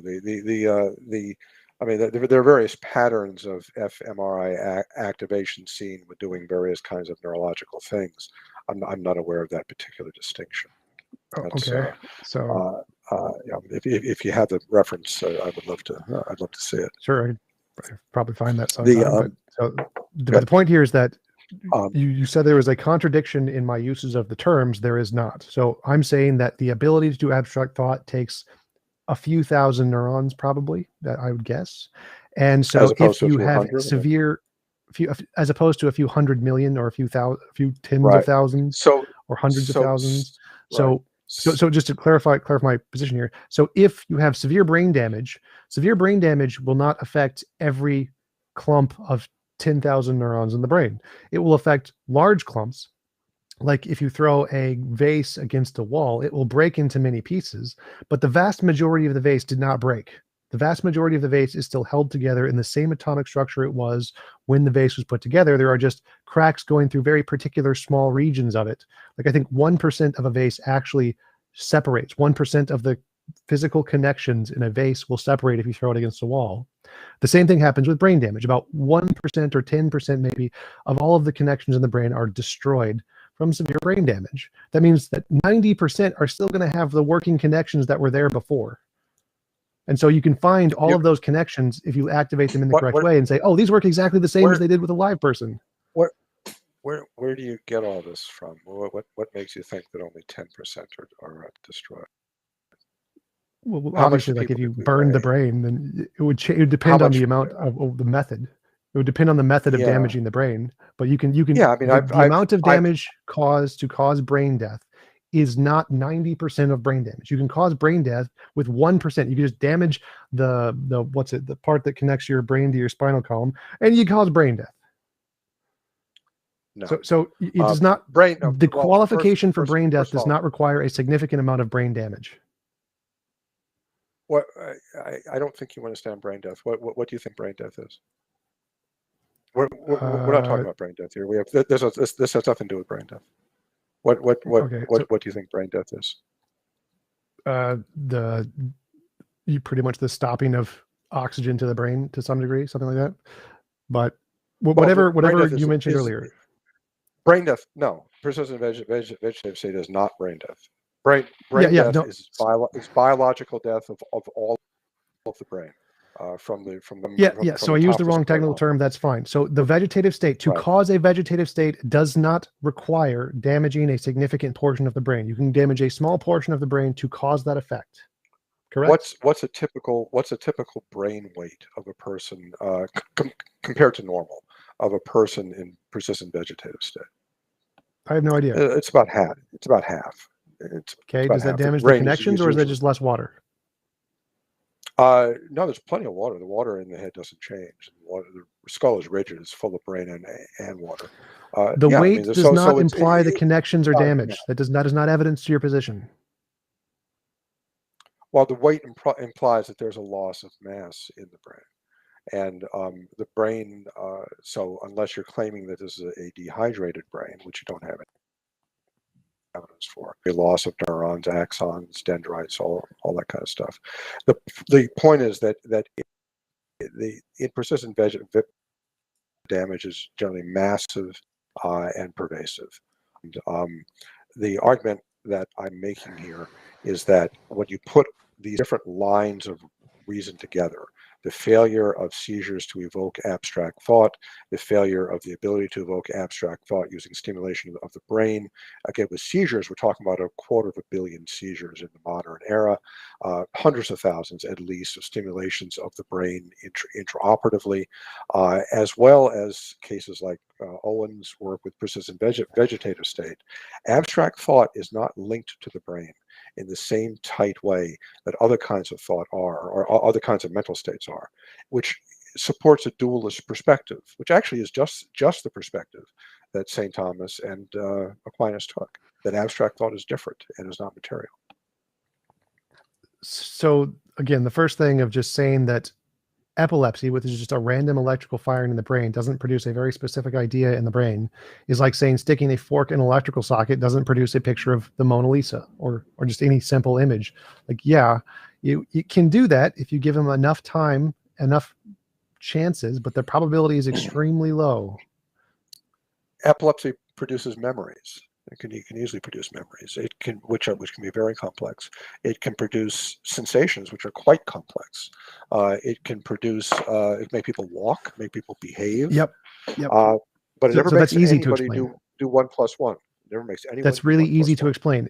Epilepsy can cause the things that you do very often, which due to neuroplasticity are the connections in the brain that are the most developed and the easiest to continuously stimulate. And it doesn't cause things that people do very rarely, like math, like just doing abstract thought in their head, because those parts of your brain aren't as developed as the parts of walking or memories. Yeah, I mean, but that's all special pleading. I mean, the fact is you've got 250 million seizures and not a single abstract thought. A reasonable person would come away from that saying, well, maybe the brain isn't the actual source of abstract thought if you can't evoke it by a seizure. Can you remember the last time you thought of the equation 4 + 4 = 8? When was the last time you thought of that equation? I mean, I actually think of it quite a bit because I do math in my research, so I think of stuff like that. I mean, that particular, but any kind of math. I mean, I think of math a lot, all the time, No, like as most people do, just in their daily life. Well, that's specific. So I mean, like, yeah, but people think of math when they do money, when they do their checkbook, when they when they tune the radio. I mean, people think of numbers and math constantly, but that's not the only example. I mean, any kind of abstract thought, thinking about justice or mercy, philosophy, all kinds of that. I mean, the abstract thought has enormous range of objects. People never think of that. Well, epileptics have seizures and see God. Like, that's abstract thought. Well, people can have images in their mind, and they can have emotions. We're talking about concepts, which are different, and concepts are not evoked by epilepsy. Those are this. Remember, concepts are the same thing here. So if you see God and you have a feeling of God, that's abstract thought. No, they're not the same thing. If you think you met God, that's abstract thought. So you've made something up. Images, no, because if you have this image in your mind of some guy with a white beard and a toga, and you ran into him, that's not the same thing as a concept.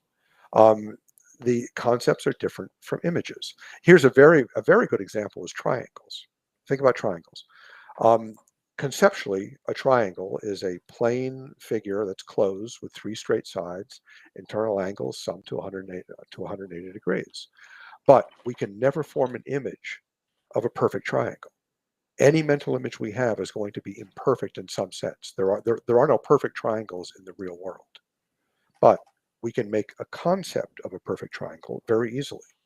Therefore, the image and the concept are not the same thing. So yeah, I'm not seeing your distinction here. If someone sees like a big bright light and has a feeling and said, "I saw God," there during an epileptic seizure, that seems yeah. Well, if someone sees a bright light and then after the seizure says, I think that was probably God. Okay, but that's a concept formed after the seizure. What I'm Right, talking but about, remember what I said earlier is you're- that people can have things saved to their brain as a past experience that they didn't consciously label. So it was labeled as God in their brain subconsciously, and they remembered it as God. yeah, The brain yeah. can do that This is just fine. this is sort of a rabbit hole. Your basic argument is that concepts and precepts, or concepts and images, same things. That concepts are basically collections of images. And Yep. I've just given you an example of a triangle in which a concept of a triangle cannot be an image, because there are no perfect triangles in images, but there are perfect triangles in concepts. So again, the concept is of the general shape, and then we add another concept of specific measurements, and those two concepts give you triangle. So triangle is literally an image. It's a mental image. No, and image is in this context is something visible, and there's no visible line that's perfectly straight.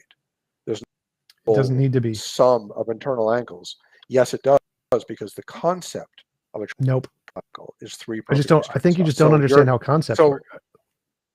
oh, I know, I Like, understand very well. You don't need you don't need an image of a perfect triangle to have an image of a triangle and then an image of perfection and combine the two to have a thing that would fit that label. Like, you don't need an image of a perfect triangle to have an image of a perfect triangle. Exactly. No, Like, you don't no, need this. no. You can understand what a triangle is without any images at all. I could, for example, um, well, you can have concepts that don't involve images. Now, that doesn't mean that you don't make images from the concept. That is, that you can have a concept of a perfect triangle and this little thing floating in your mind of a little triangle. But that little triangle in your mind is not perfect, whereas your concept is perfect. So all of your concepts are just combinations of different images and ideas in your head, nothing more. There's combinations of your experiences and different relations between those experiences. Right. That's it. What is the image that gives you the concept of the square root of -1? It's simply is a mathematical relation. So you have an image of 1, an image of a square root, and you put the two together. Now you have an image of the square root of -1, and you have these ideas and that's the whole concept. There's lots of different parts to it because math is very complex, but each of the different individual parts are things that were built up from other combinations of images, starting with 1. Right. So all of math is just added concepts, added images. Well, images certainly play a role in learning math. There's no question about that. But the concept of the square root of -1 doesn't depend upon the written number -1 and the written square root sign. Those aren't that's not essential for the concept. Right. That's just how we came up with them and learned them and defined them. Concept used to express it. That's how we came up with it. Yes, but it's not them. It's not the same thing. It's right. not. It's right, not because the they same don't thing. actually exist. People generally learn math through images, but what they learn is not an image. What they learn is a concept. It's different from an image. Which the only reason that concept exists in their brain is as an image and a relation with the image. The only reason it's in the abstract concept itself isn't in their brain. They have an image, a particular image, which they give a definition. Well, all concepts, all mental content, according to St. Thomas, and I totally agree with this, originally comes from images of sorts. That is, that we aren't born with any inherent concepts. Everything comes in through our senses, but we extract concepts from images, and the concepts have an existence that is independent of the images. So I can understand the square root of -1 without having an image of a 1 and a negative and a square root sign. I don't need that image to understand this. I can work with complex numbers without thinking of that image. That's still an image. If you're working with complex numbers, that's an image. So what's the image of logic, of, say, modus tollens? Do you need an image to understand modus tollens? Yep. You start with a particular and then you ambiguate it. So you have dogs are mammals are animals, therefore dogs are animals. And then you take those and you ambiguate them and then you get logic. So you take a particular, ambiguate it, you get an abstract. Right. So you take the logic out of it, essentially. You draw the You don't. logic out of it. You sort of. You take the particular and you ambiguate it to get logic. So logic is Correct. an ambiguation. Correct. So you And it's start with the not the same particular thing. image. So it's You start not with the the same image. thing as the image. Well, what you're saying is exactly what Aristotle said, that you take the particular and you draw out of it the universal. And the universal is not the same thing as the particular. If it were, you couldn't draw it out of it. So the mental image of logic is any particular, which you make it really fuzzy. Like if you take off your glasses, then you get logic. That's it. You're taking off the glasses of the image. There's still a particular image there in your head somewhere. It's just you just can't see it clearly, so it's ambiguous. Yeah. Again, this gets to some degree the difference between universals and particulars, and the question of realism versus nominalism. But I think there is no doubt that conceptual thought is of a fundamentally ontologically different nature than perception. They're different things. You can draw concepts out of perceptions, and you can generate perceptions from concepts, but they're different. They're not the same thing. The concept of the imaginary number is a different thing from the written square root of -1 on a piece of paper. A very good example would be that you can write the square root of -1 in a whole bunch of ways: big, small, green ink, red ink, blue ink, but the concept's still the same. So I agree with the consensus in philosophy and neurology that I'm a nominalist and that theirs are just physical things. Yeah.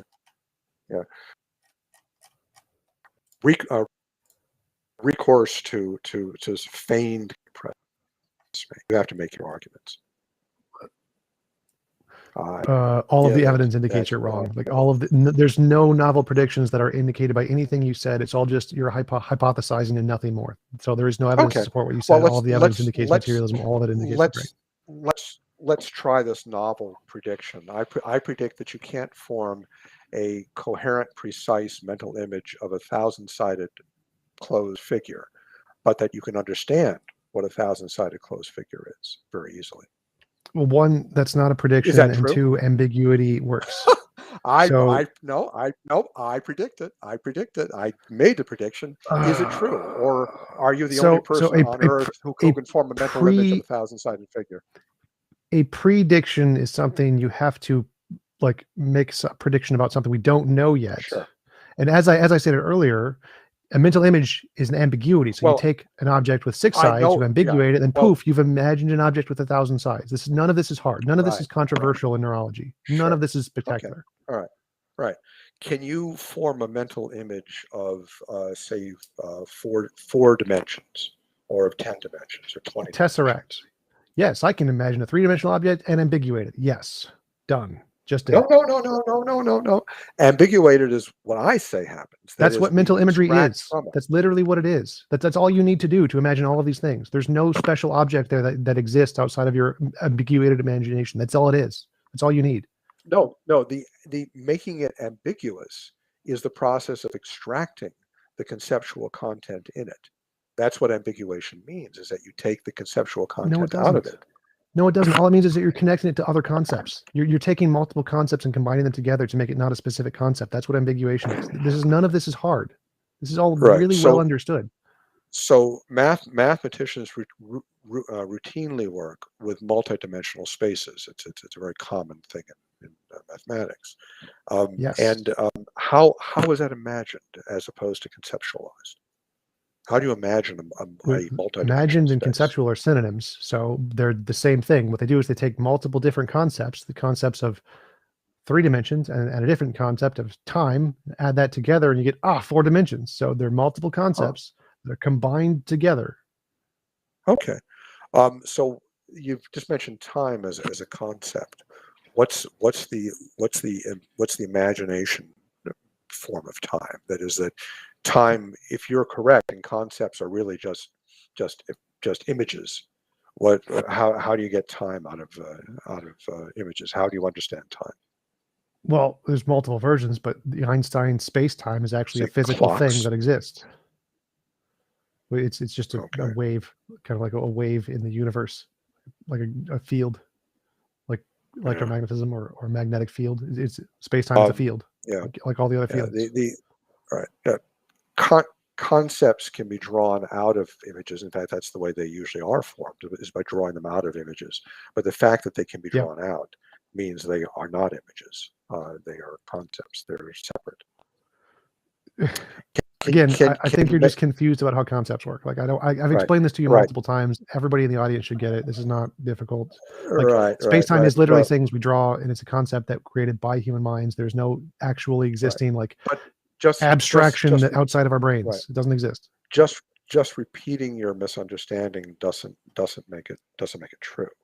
Repeating my answer to your question that fully explains it is something. A very good example we discussed before is infinity, which is something that conceptually we all understand quite easily. It's not difficult to conceptualize. To form images is not possible. You can't have an image of anything infinite. Those are literally synonymous. If you conceptualize it, you have an image of it. If you have an image of it, you've conceptualized it. As I said, they're not synonymous because they're two different things, and that's what you're describing is two different things. They frequently are done at the same time. We frequently have concepts that we form images from, or we have images from which we extract concepts, but images and concepts are different things.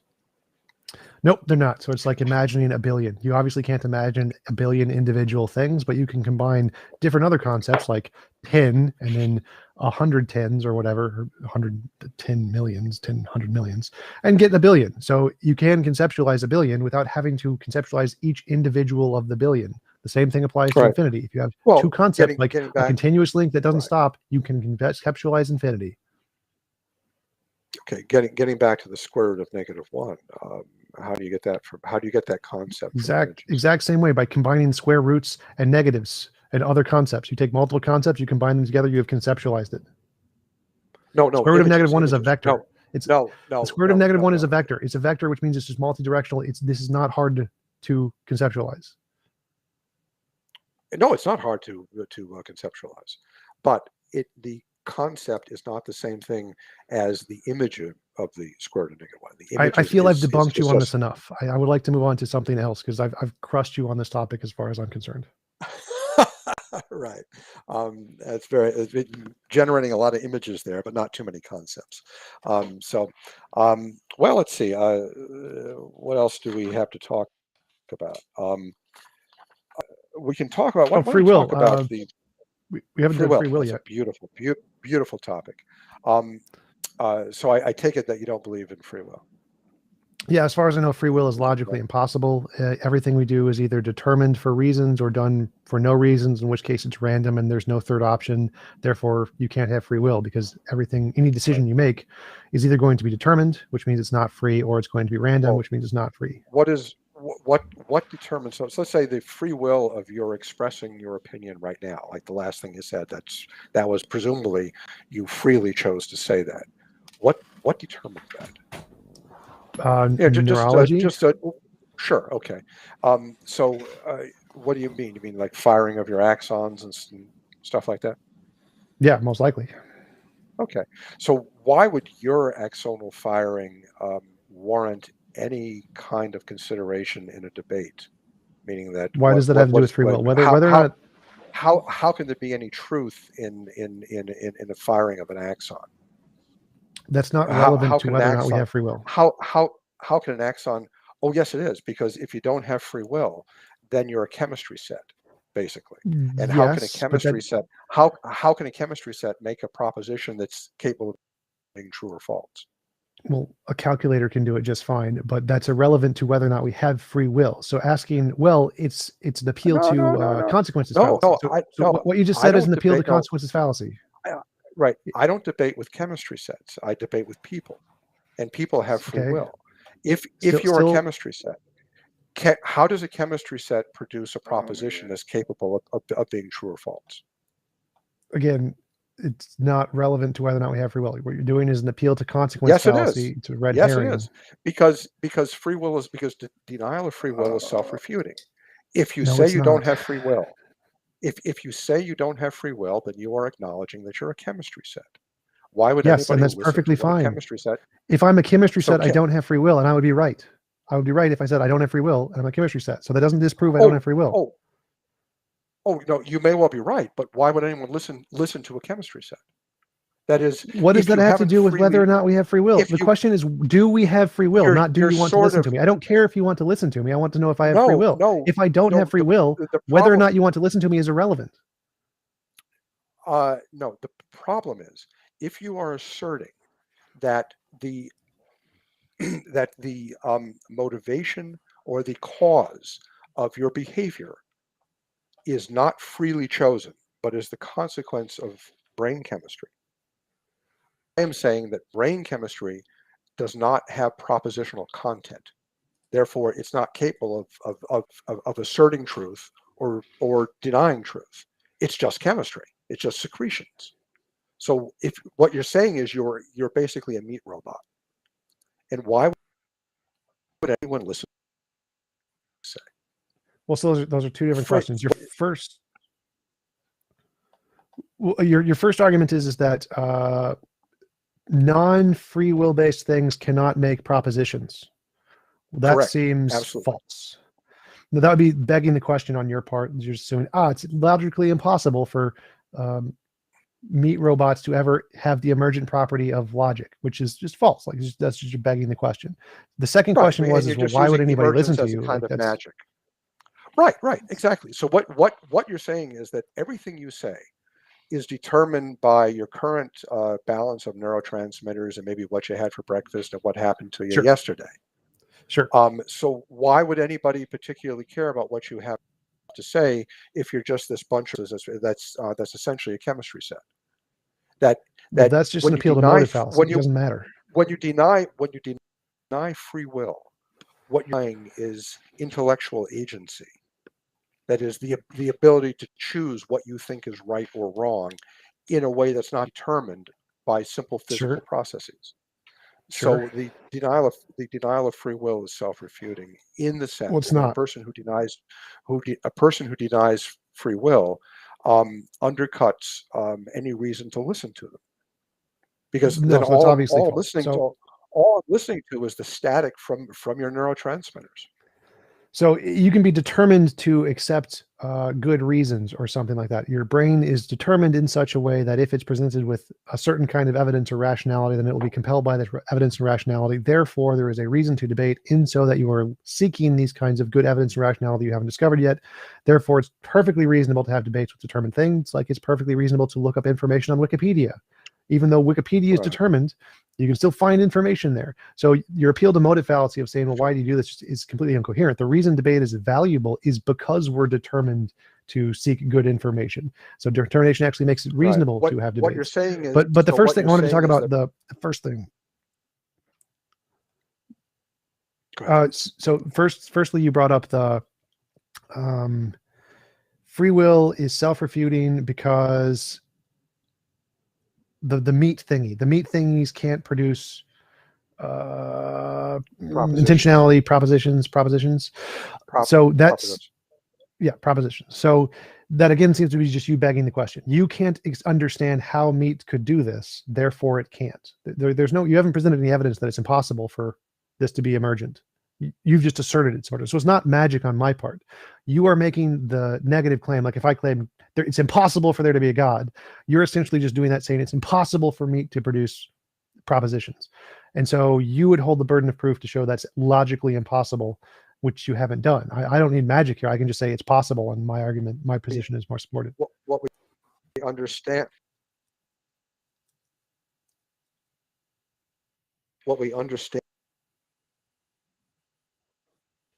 is statements that are capable of being true or false. That is, that once you have truth content in a statement, that you're talking about something that transcends neurochemistry and neurobiology. There's something else going on there. It seems to me fairly self-evident. For example, if free will doesn't exist, why are you trying to convince people that if people aren't free Because to I'm change their determined to. minds, why bother to have a debate if everything is determined? Because if they're determined to follow rationality and evidence, and you present them with rationality and evidence, then they're determined to change their position. That would be, so determination would actually make it reasonable to debate, because they're determined to change their position So under you're given conditions. So you so want to present the given conditions to change their position. so you're forcing them to. They don't freely choose it. Yep. With the Okay, logic. so Logic. anyone who agrees with you then is being forced to agree with you. They don't freely choose to agree with you. Yep. And I presume people who disagree with you are also being forced to disagree with you. Yep. Okay. All right. Well, now we're down a rabbit hole here. I feel like this is the same argument as the argument that a meat robot can't have propositional content or intentionality or about. It's the same free will thing, yeah. It's all just meat robots talking to meat robots, right? And honestly, that's what materialism degenerates into. And But I don't see the problem here. So, like, I don't think we're meat robots. So I see, like, if we're meat robots versus soul robots or soul thingies, there's no difference what we're made of. We're made of meat robots. Well, robot is just it's not the point of the argument. If we're made of meat versus made of soul, robots is the core. Machines driven by homunculi. So let me flesh out the argument here. We are not machines.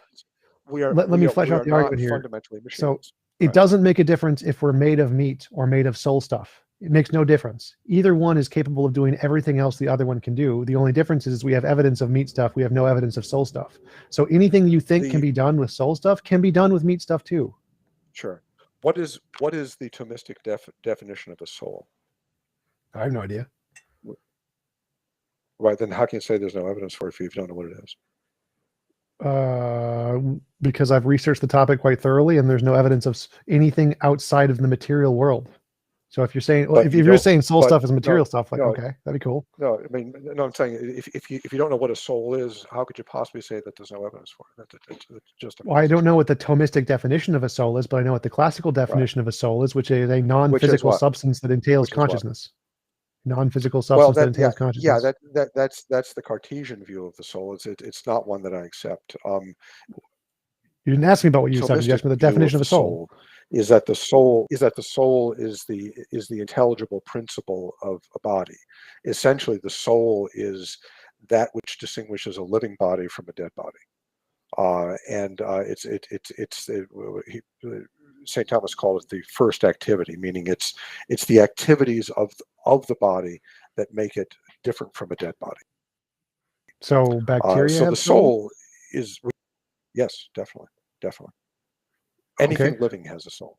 I mean, their souls have very little activity in terms of there's no sign that they have intellect and things like that. But every living thing has a soul. Does a virus have a soul? And I mean by soul. Yeah, sure. Any living thing that. Well, yes, they are in my perspective. Yes, I mean there's some debate. There, philosophers of science debate about that. The traditional Thomistic definition of life is that which strives for its own ends, that acts to its own betterment in some sense. And viruses reproduce, so they act for their own betterment. Whereas a rock doesn't really act for its own betterment in any meaningful way. It doesn't try to make itself a better rock. It just sits there. So anything that strives. And so does this striving that the viruses have, is this outside of the four fundamental forces and known physics? Is this something in addition to those? It's not a physical force. It's explained in Aristotle's four causes: material, efficient, formal, and final causes. So living things have final causes. They have things in them that make them act to ends, like viruses try to reproduce. That's their thing.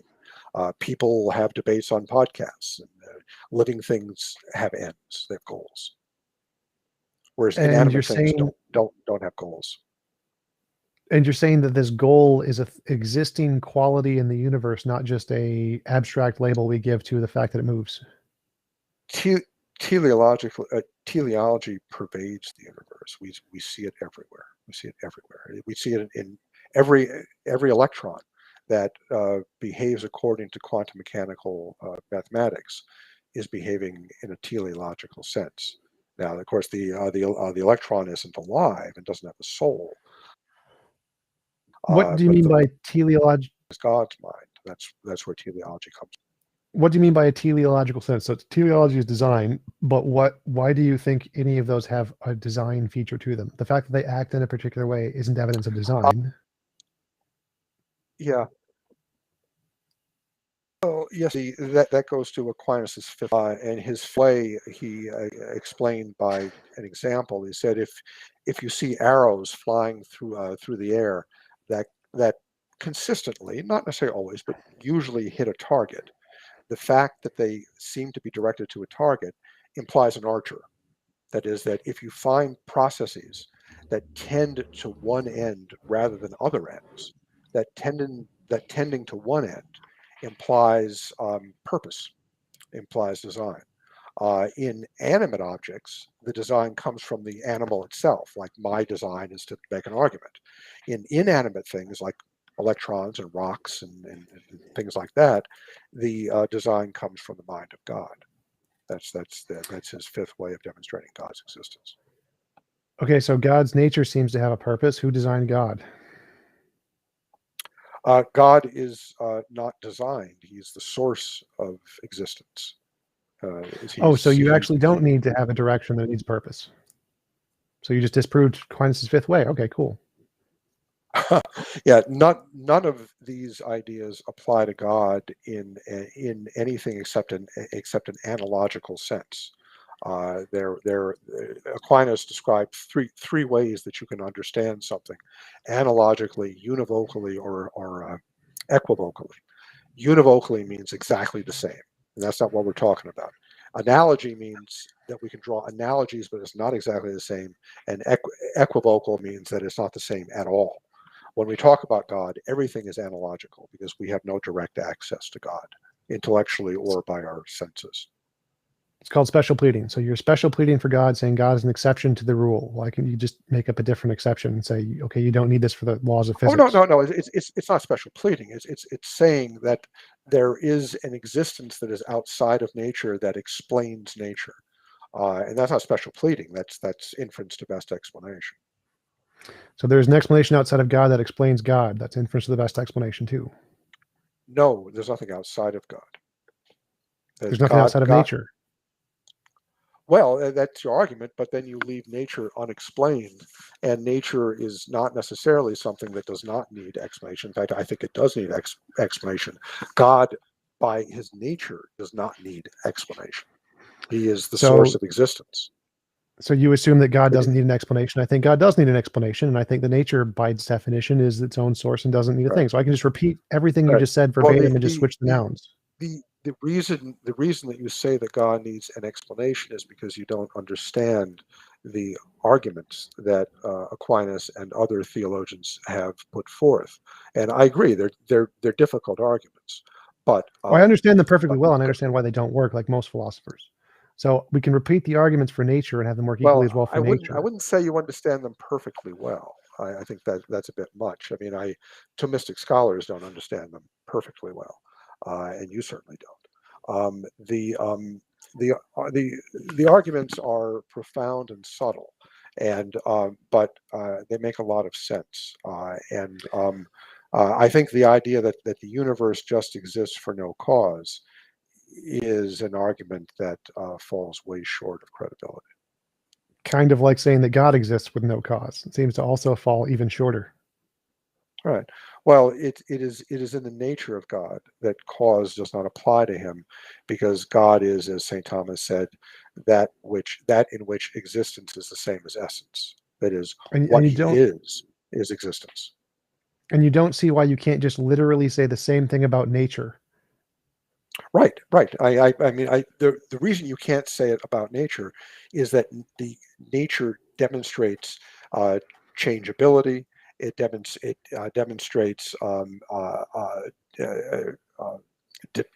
dependence. It demonstrates all kinds of things that are not the kind of thing that would be true of an entity that was the ground of existence. The ground of existence has to be something that is metaphysically simple, omnipotent, omniscient, omnibenevolent.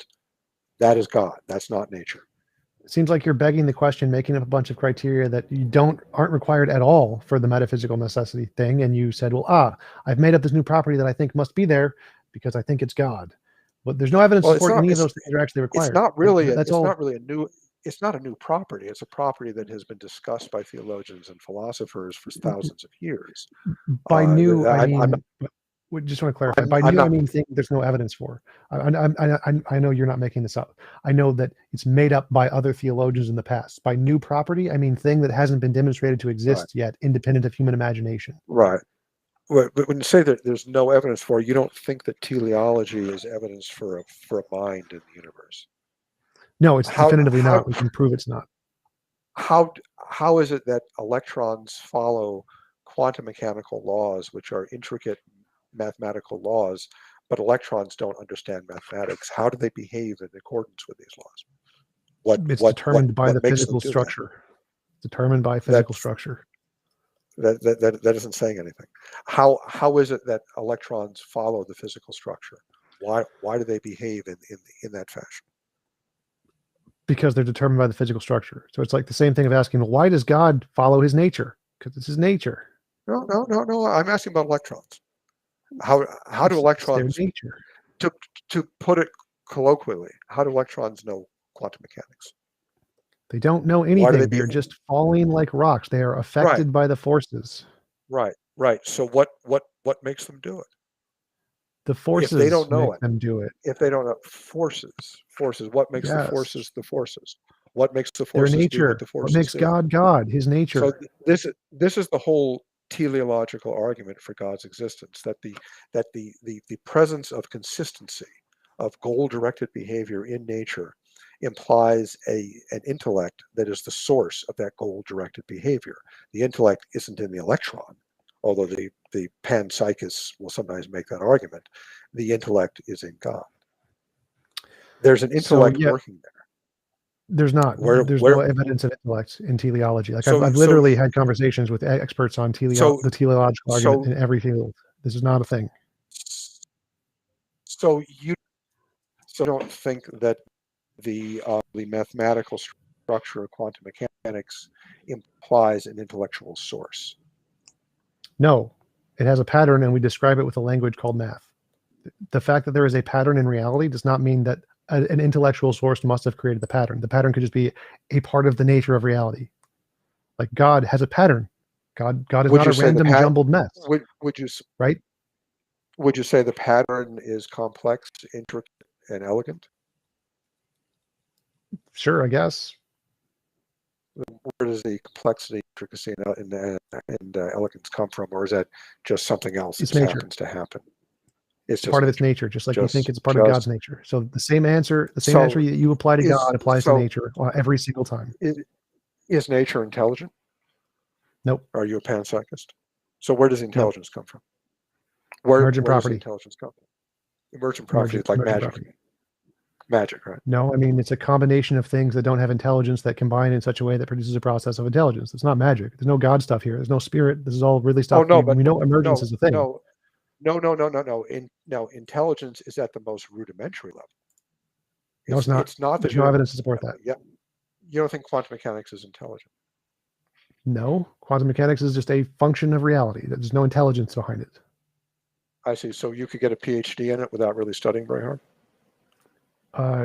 The fact, like, you can get a PhD in gender studies. That doesn't mean gender studies intelligent, or history doesn't mean history is intelligent. Like, the fact that you can get a degree in it doesn't mean it's intelligent. The thing itself that you're studying is not intelligent because it rerequires intelligence to get a degree. You don't think there's intelligence in quantum mechanics and general relativity? Just patterns. Those are descriptions of things of reality. They're descriptions, words that describe things. Right, and there's no intelligence manifested in reality. No, there's no intelligence in quantum mechanics itself. Quantum mechanics does not have a brain or intelligence. It is a pattern in reality. and it doesn't manifest intelligence. I don't know what, like it creates it emergently from other things. Evidence, no, it's not evidence of intelligence. No, it's not evidence that there's intelligence before or preceding or inside quantum mechanics. No. Okay, so you think it just happened? Yeah, I think it's a part of its nature, just like you think God's nature just happened. Yeah, you know, it just seems to me like you're running from something. You know, that's really the sense I get here, is that it's so freaking obvious, and you're just dancing. You're just dancing like Bojangles. You're just all over the place on this. There's massive intelligence in the most fundamental processes in the universe that we're still discovering, and it's beautiful and it's elegant and it's real. And Do you think that any intelligence comes from somewhere? Do you think that any pattern equals intelligence? Is that your argument? Pattern equals intelligence?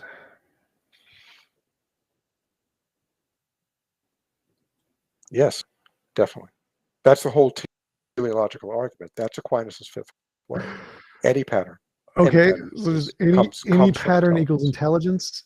All right. Well, Yes, that's silly. So then, therefore, if there's no intelligence, Yes. it must inherently be randomness. But randomness itself would also be a pattern. And so, no, there's nothing that we could see could ever be indicated of no intelligence. So nothing that could ever be could not be intelligent, because there's always going to be a pattern. And And that's literally violates the laws of actually logic to not right. be a pattern.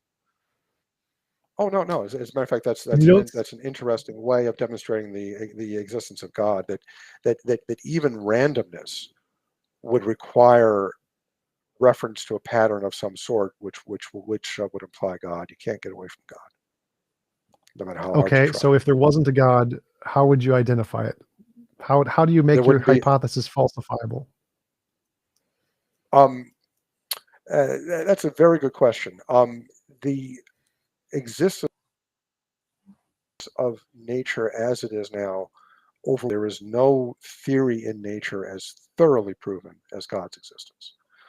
Even just from the first way, Aquinas' first way says that in order to explain change in nature, you have to posit a prime mover, given that nature is by definition that which changes. Every change in nature, every electron, every proton, every grain of dust that blows, is proof of God's existence. So my question. So yeah, it's inconceivable how you could not arrive at God's existence if you think carefully about what's going on around us. So my question is if there's two hypotheses, X and Y, and you say in order to say my hypothesis is X and not Y, you would have to show some way to differentiate between them, right? So if you're saying that everything you see, no matter what it is always going to be evidence of your hypothesis, then there's absolutely nothing that you could imagine that could be seen that could ever show the opposite of your hypothesis. That means you're begging the question, because you've said there's no way to differentiate. Nope. If change didn't occur in nature, if nature had no change in it whatsoever, then Aquinas' first way wouldn't prove God's existence. So yes, if nature was frozen and there was no change, then the first way would not be an adequate way to prove God's existence, because the first way depends upon the presence of change in nature. Right. But So it it's like shows you if how. you say, But it shows you how powerful the proof is. It shows you that the proof is so powerful that the only way it couldn't be true is if there was no change in nature. it actually shows how terrible it is. So like if you've heard of Paley's watchmaker argument, the one where he walks on a beach and he finds a watch and he says, this watch must have been designed. Sure. If the way when you see the watch, you tell it's designed is because you look at it and you say, oh, this watch is different from the sand. The sand doesn't look designed. The water doesn't look designed. The trees don't look designed. The watch looks different. But if everything was a watch, if all you saw was watches, you couldn't conclude the watch was designed because it's the exact same as everything else you see. There's no difference between it. So you can't differentiate it between design and not design, because there's literally only one thing you see, which is just design. So there's no way to differentiate between design and not design. So yeah, if you're saying that, I'm not defending. I don't defend Paley's argument. Right. This is just an analogy. It's just I'm not saying you're defending Paley's argument. The problem here is that if you're saying the same thing about randomness versus non-randomness, that in order for something to be evidence of a God, it has to have any pattern at all, including randomness, then essentially you have the same problem here, because you're saying no matter what you see, it's all watches. They're all watches. So how do you differentiate between watch and non-watch? How would you show that this wasn't designed? Because you're just saying anything that's there, even if it wasn't designed, you're going to call it design, because no matter what you see, your definition of design just entails it's there, therefore design. Right. We'll probably have to move on. So let's have Michael reply to that, and then maybe we can move on. Yeah, the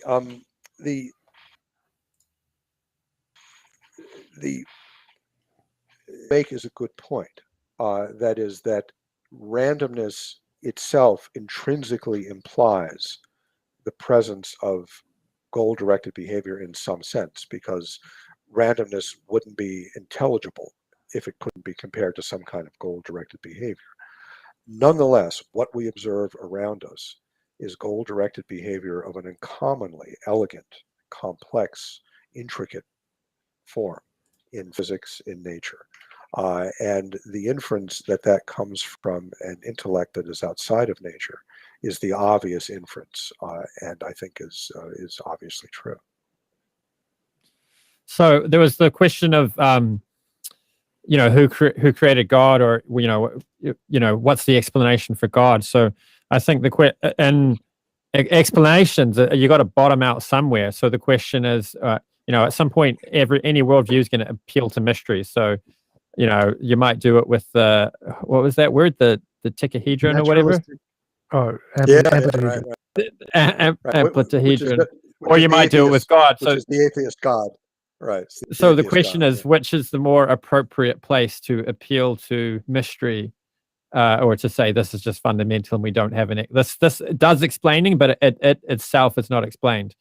So maybe you can each give an answer to that. Do you want to start, TJump? What was the question?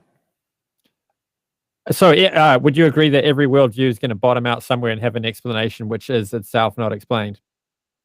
Sort of. There are definitely many that have past infinite regresses. Like that's the consensus in physics right now, that there's past infinite regresses.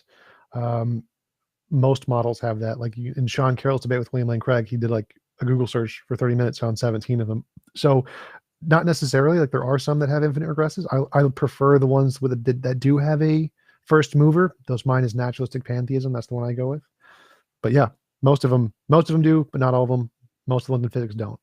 So whatever the foundation is, where you have something that does the explaining, but it itself is a mystery in a sense. How do you justify that on your worldview, Tom? Justify what? What was the tetrahedron thing?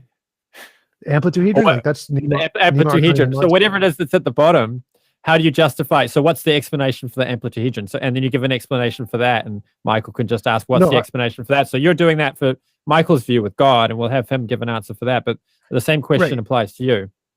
For your So my answer is, my strategy is I essentially just mirror theistic responses. So for Thomism, I'm just going to take their answers and just repeat them verbatim and just replace the noun God with naturalistic pantheism, which is eternal, all-powerful nature, but no consciousness, no omnipresence, no omni-knowledge, no omni-morality. So you can essentially get the exact same results or answers to all of the different Thomistic arguments by replacing God with a non-conscious, eternal, all-powerful entity of nature, just a different force, quantum field, whatever you want to call it. And so my response to justify that would just be to copy the Thomistic response. God is justified by his own nature. He's outside of space-time. He doesn't need one of those. And so I can just repeat all of that and just put it into a part of the naturalistic pantheism's nature. Say, it's outside of nature. It doesn't need an explanation. It's the thing that created nature. And so even though I don't think any of these are good arguments, I can repeat them verbatim to create an answer that is just as good or better than God. I mean, so you can do that as a parallel argument, but presumably you have a worldview or you just say you don't have an explanation, but it's still, you're going to have some point where your explanations bottom out. And how do you justify ending there and not having an infinite regress? Or, because the question, presumably you think the question which you posed to Michael is valid of, well, what explains God? So if that's a valid question, then it's either it's okay when you do it and it's okay when Michael does it, or it's not okay when you do it and it's not okay when Michael does it. Do you see my point? Yeah, it's not okay when either of us do it. So my position is that we should start with our epistemic means and build on those and never make any conclusions about the fundamental nature of reality. That's the reasonable thing to do. So if you're trying to make a conclusion about the fundamental nature of reality and you have arguments to do it, those arguments are going to work for any of the possible hypotheses you can come up with, pretty much. And there's going to be better ones always. The ones that most reflect the stuff we have are going to be the better ones. But I think that entire enterprise is philosophically flawed. Like, it's kind of a waste of time. You're not going to get anywhere to it. The correct way is to follow science and to keep following science. And as far as science goes, is where you have to stop and say, we don't know what's next. And then we're done. Right. So it could be the case that we follow science and it points us to some version of a deity. You know, it might not have all the details fleshed out, which we would get from, you know, the knowledge that's presented through a religious tradition, but it might point to that. And if that's where the evidence points, then would it not be reasonable to say, okay, well, this is as far as we can go with our explanations. It points to this, and this is either the foundation of reality or it's just the frontier of our knowledge, and we stop here, or we're going to keep pushing. But currently, this is the current best explanation. In other words, yeah, absolutely. If there is some new evidence that actually indicated a God that no one's discovered yet, and then yeah, for sure, we could conclude a God and be reasonable. There just isn't any. Yeah, you want to comment on this, Michael? Yeah,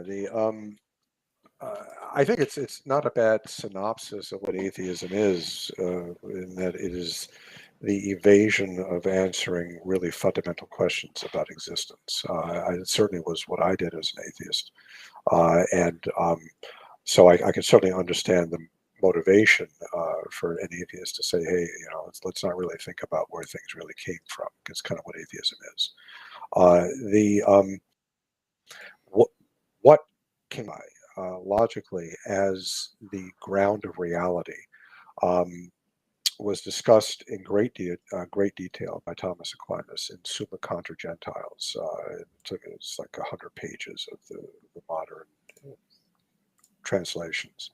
And he pointed out that when you look at prime mover argument, the first cause argument, the necessary existence argument, the quality argument in his fourth way, and the design argument in his fifth way, that there are certain characteristics of the ground of existence, the most fundamental existing thing, that cannot be a part of nature. I'm sorry, the most fundamentally existing thing must be unchanging, must be uncaused, must depend on nothing else for its existence, must be infinitely good, and must be a supernatural intelligence. And he pointed out that, hey, that's what all men call God. So nature can't be the most fundamentally existing thing, and God is the most fundamentally existing thing. Do you want to reply to that, TJump? We'll go to questions in a minute. Oh, first we can get you guys to each summarize your arguments and your view. Yeah, I mean, I just think that all of the assertions about God are just blind assertions, like, and nothing more. You're just conceptually analyzing things, making up categories, and saying with your made up categories, this is the conclusion. And I mean, I totally agree what he said about atheism being the position that we don't answer anything about fundamental questions. Like, yeah, that is the best intellectual position. Like, we don't know. We have no evidence to support what the fundamental nature of reality is, none whatsoever. And we're all just kind of making stuff up. And so it's better to withhold judgment. And the best way to address these is to say, well, can we parallel these arguments to a mutually exclusive conclusion? If we can, then that argument doesn't tell us anything about the fundamental nature of reality, and we can do that with every single one of them. So the best position is to just say we don't know, and that is the most genuine position. So yeah, I just think that all the arguments for the fundamental nature, especially being a God, are just kind of arbitrary things that can work for anything that we make up, and so there's not really any evidence one way or the other. Michael, would you like to give a summary in 5 minutes or so? Yeah, sure. My view is as opposite as one can get. The evidence for God's existence is everywhere.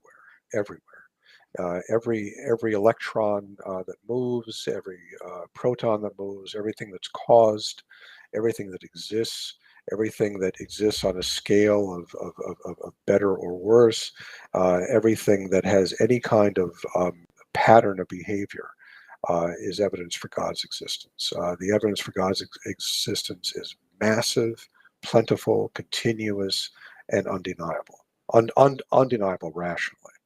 And atheism is a form of ignorance, but it's culpable. Meaning, to be an atheist, one has to try not to see what's going on in the world.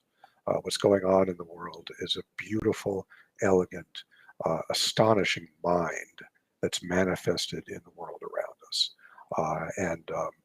I'm embarrassed that I spent 45 years not believing that, because I was very wrong.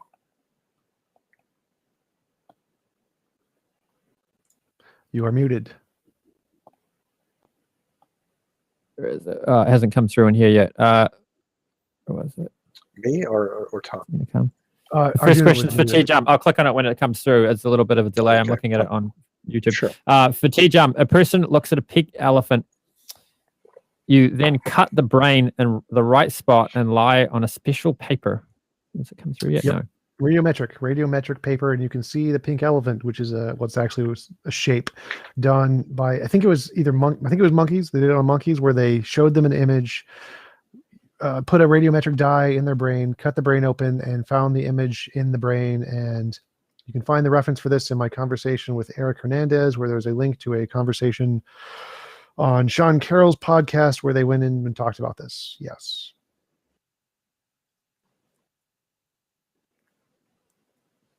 Yeah, I mean, there's projection of images in the brain that very clearly happens. Although we still don't have a good explanation for how that actually allows us to see things. That is, that you can shine images on brain tissue. It doesn't. Well, how does that mean that you can see it? So there's still very profound questions as to what the nature of perception is. But yes, perception is semantically oriented in many cases. So there was another question. It was from earlier from Church of Entropy. Question for TJump: where is the empirical evidence for that consciousness can have a boundary, i.e., that non-conscious regions are well defined? It's the fact that your consciousness can't do anything outside of your brain. Like, I can't lift my TV. That's pretty good evidence that your consciousness is bounded. Well, we lift TVs all the time by using machines, or we can ask someone to lift it for us. I mean, there's all kinds of ways to get things done in the physical. We just do it in a roundabout way. Still conscious. Jan thinks that consciousness actually goes, like, I know her, Church of Entropy. She's someone we talk with, and so she thinks that consciousness goes outside of the brain, like your consciousness extends further than your body, kind of a thing. That's what she's asking. Yeah.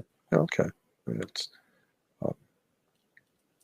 there's a philosophical perspective that I actually think it makes sense in a lot of ways. That what the brain does is not generate consciousness; it limits consciousness, it focuses consciousness. That human consciousness is in fact larger than what we experience. That certainly is the experience of people who've had near-death experiences, spiritual experiences. Antangelo's asking from Mike Egnor, please do more debates on major platforms like Modern Day Debate. You're one of the best and well-informed defenders of theism I've seen. Oh, thank you, Mom. Thank you. Thank you very much. That's a very nice thing. I've been hogging him lately. What's the next one? Josh Wolf, question: how does the image of infinity, the dots that go out on it, that go on out of view, distinguish more than 9,000 from infinity? It seems that dots require some additional property and is reconstructed.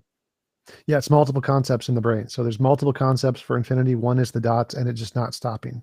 9,000 is the dots, and it's stopping at some point with some relation to 10 and 9. Well, multiple concepts are not infinite concepts. Infinity is not multiple.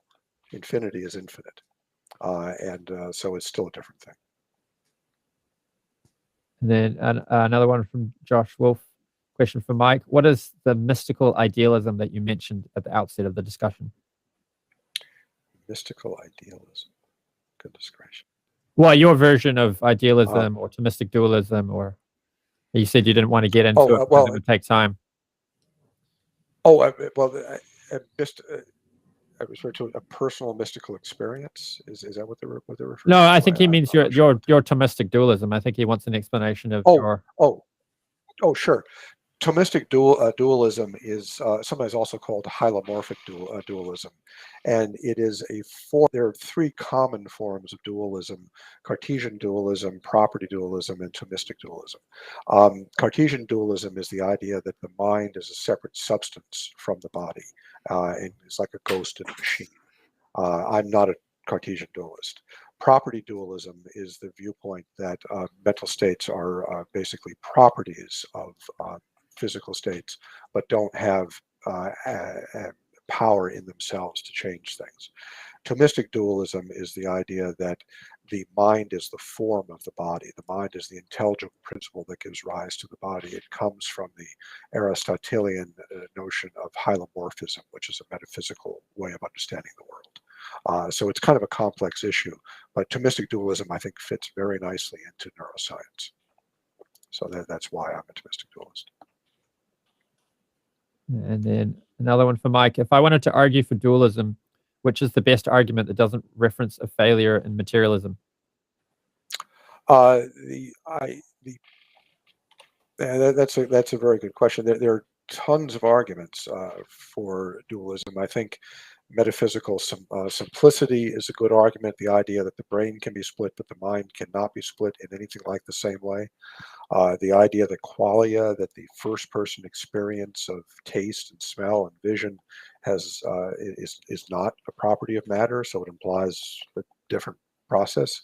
The immateriality of abstract thought, the idea that we can think of logic and perfect things like infinity and triangularity, argues for something that's not material, and that argues for something immaterial. The idea that intentionality is that our thoughts are about things, matter is never about anything, and the idea that we quite obviously have free will are all very strong arguments in favor of dualism or even of idealism, but mainly dualism. I think near-death experiences are very strong arguments in favor of dualism or idealism of some sort. Everyone Needs a Smile is asking, TJump, if you knew for certain that a God existed but were not revealed its properties, what do you think it would be like given current evidence? What if I knew for certain that God existed but didn't know what its properties were? That seems like a contradiction in terms, like, because God implies consciousness, so you'd have to know what its properties were. But maybe, I guess if he's asking if I know there is a necessary, if he's asking if I have to grant that there's a necessary being who's conscious, what would I think it's like? Either I would think it would be a malicious kid playing with toys kind of thing, just murdering people at random, or it would be apathetic and not care about anyone or anything. So if there was a consciousness that created the universe, it would either be evil or apathetic. Cool. I think that was the last question, unless one's just come in. No. So there's probably some that we missed from earlier in the stream, but we started taking questions quite late. Did you guys want to give a final summary, or have you already done that? Well, thanks for having me on. I appreciate it. Thanks, Mike, for having the conversation. It was enjoyable but heated conversation. Yep. I really appreciate it. And I thank Tom as well. It was a wonderful conversation, and thank you for joining. And it was very nice. Thank you. Yeah, thanks both of you. It was a great discussion. Lots of activity in the chat. So Michael Egnor will be debating Matt Dillahunty on God's existence in, I think it's about a month's time. I've got a stream tomorrow on the demarcation problem with Seth Hart, who that topic's included in his PhD. The demarcation problem basically is, how do you decide what's science and what's pseudoscience? So it should be interesting. If you look, you can probably see the ant on my mic. So if you like this kind of stuff, be sure to subscribe. Give us a like and a comment to help us in the algorithm, and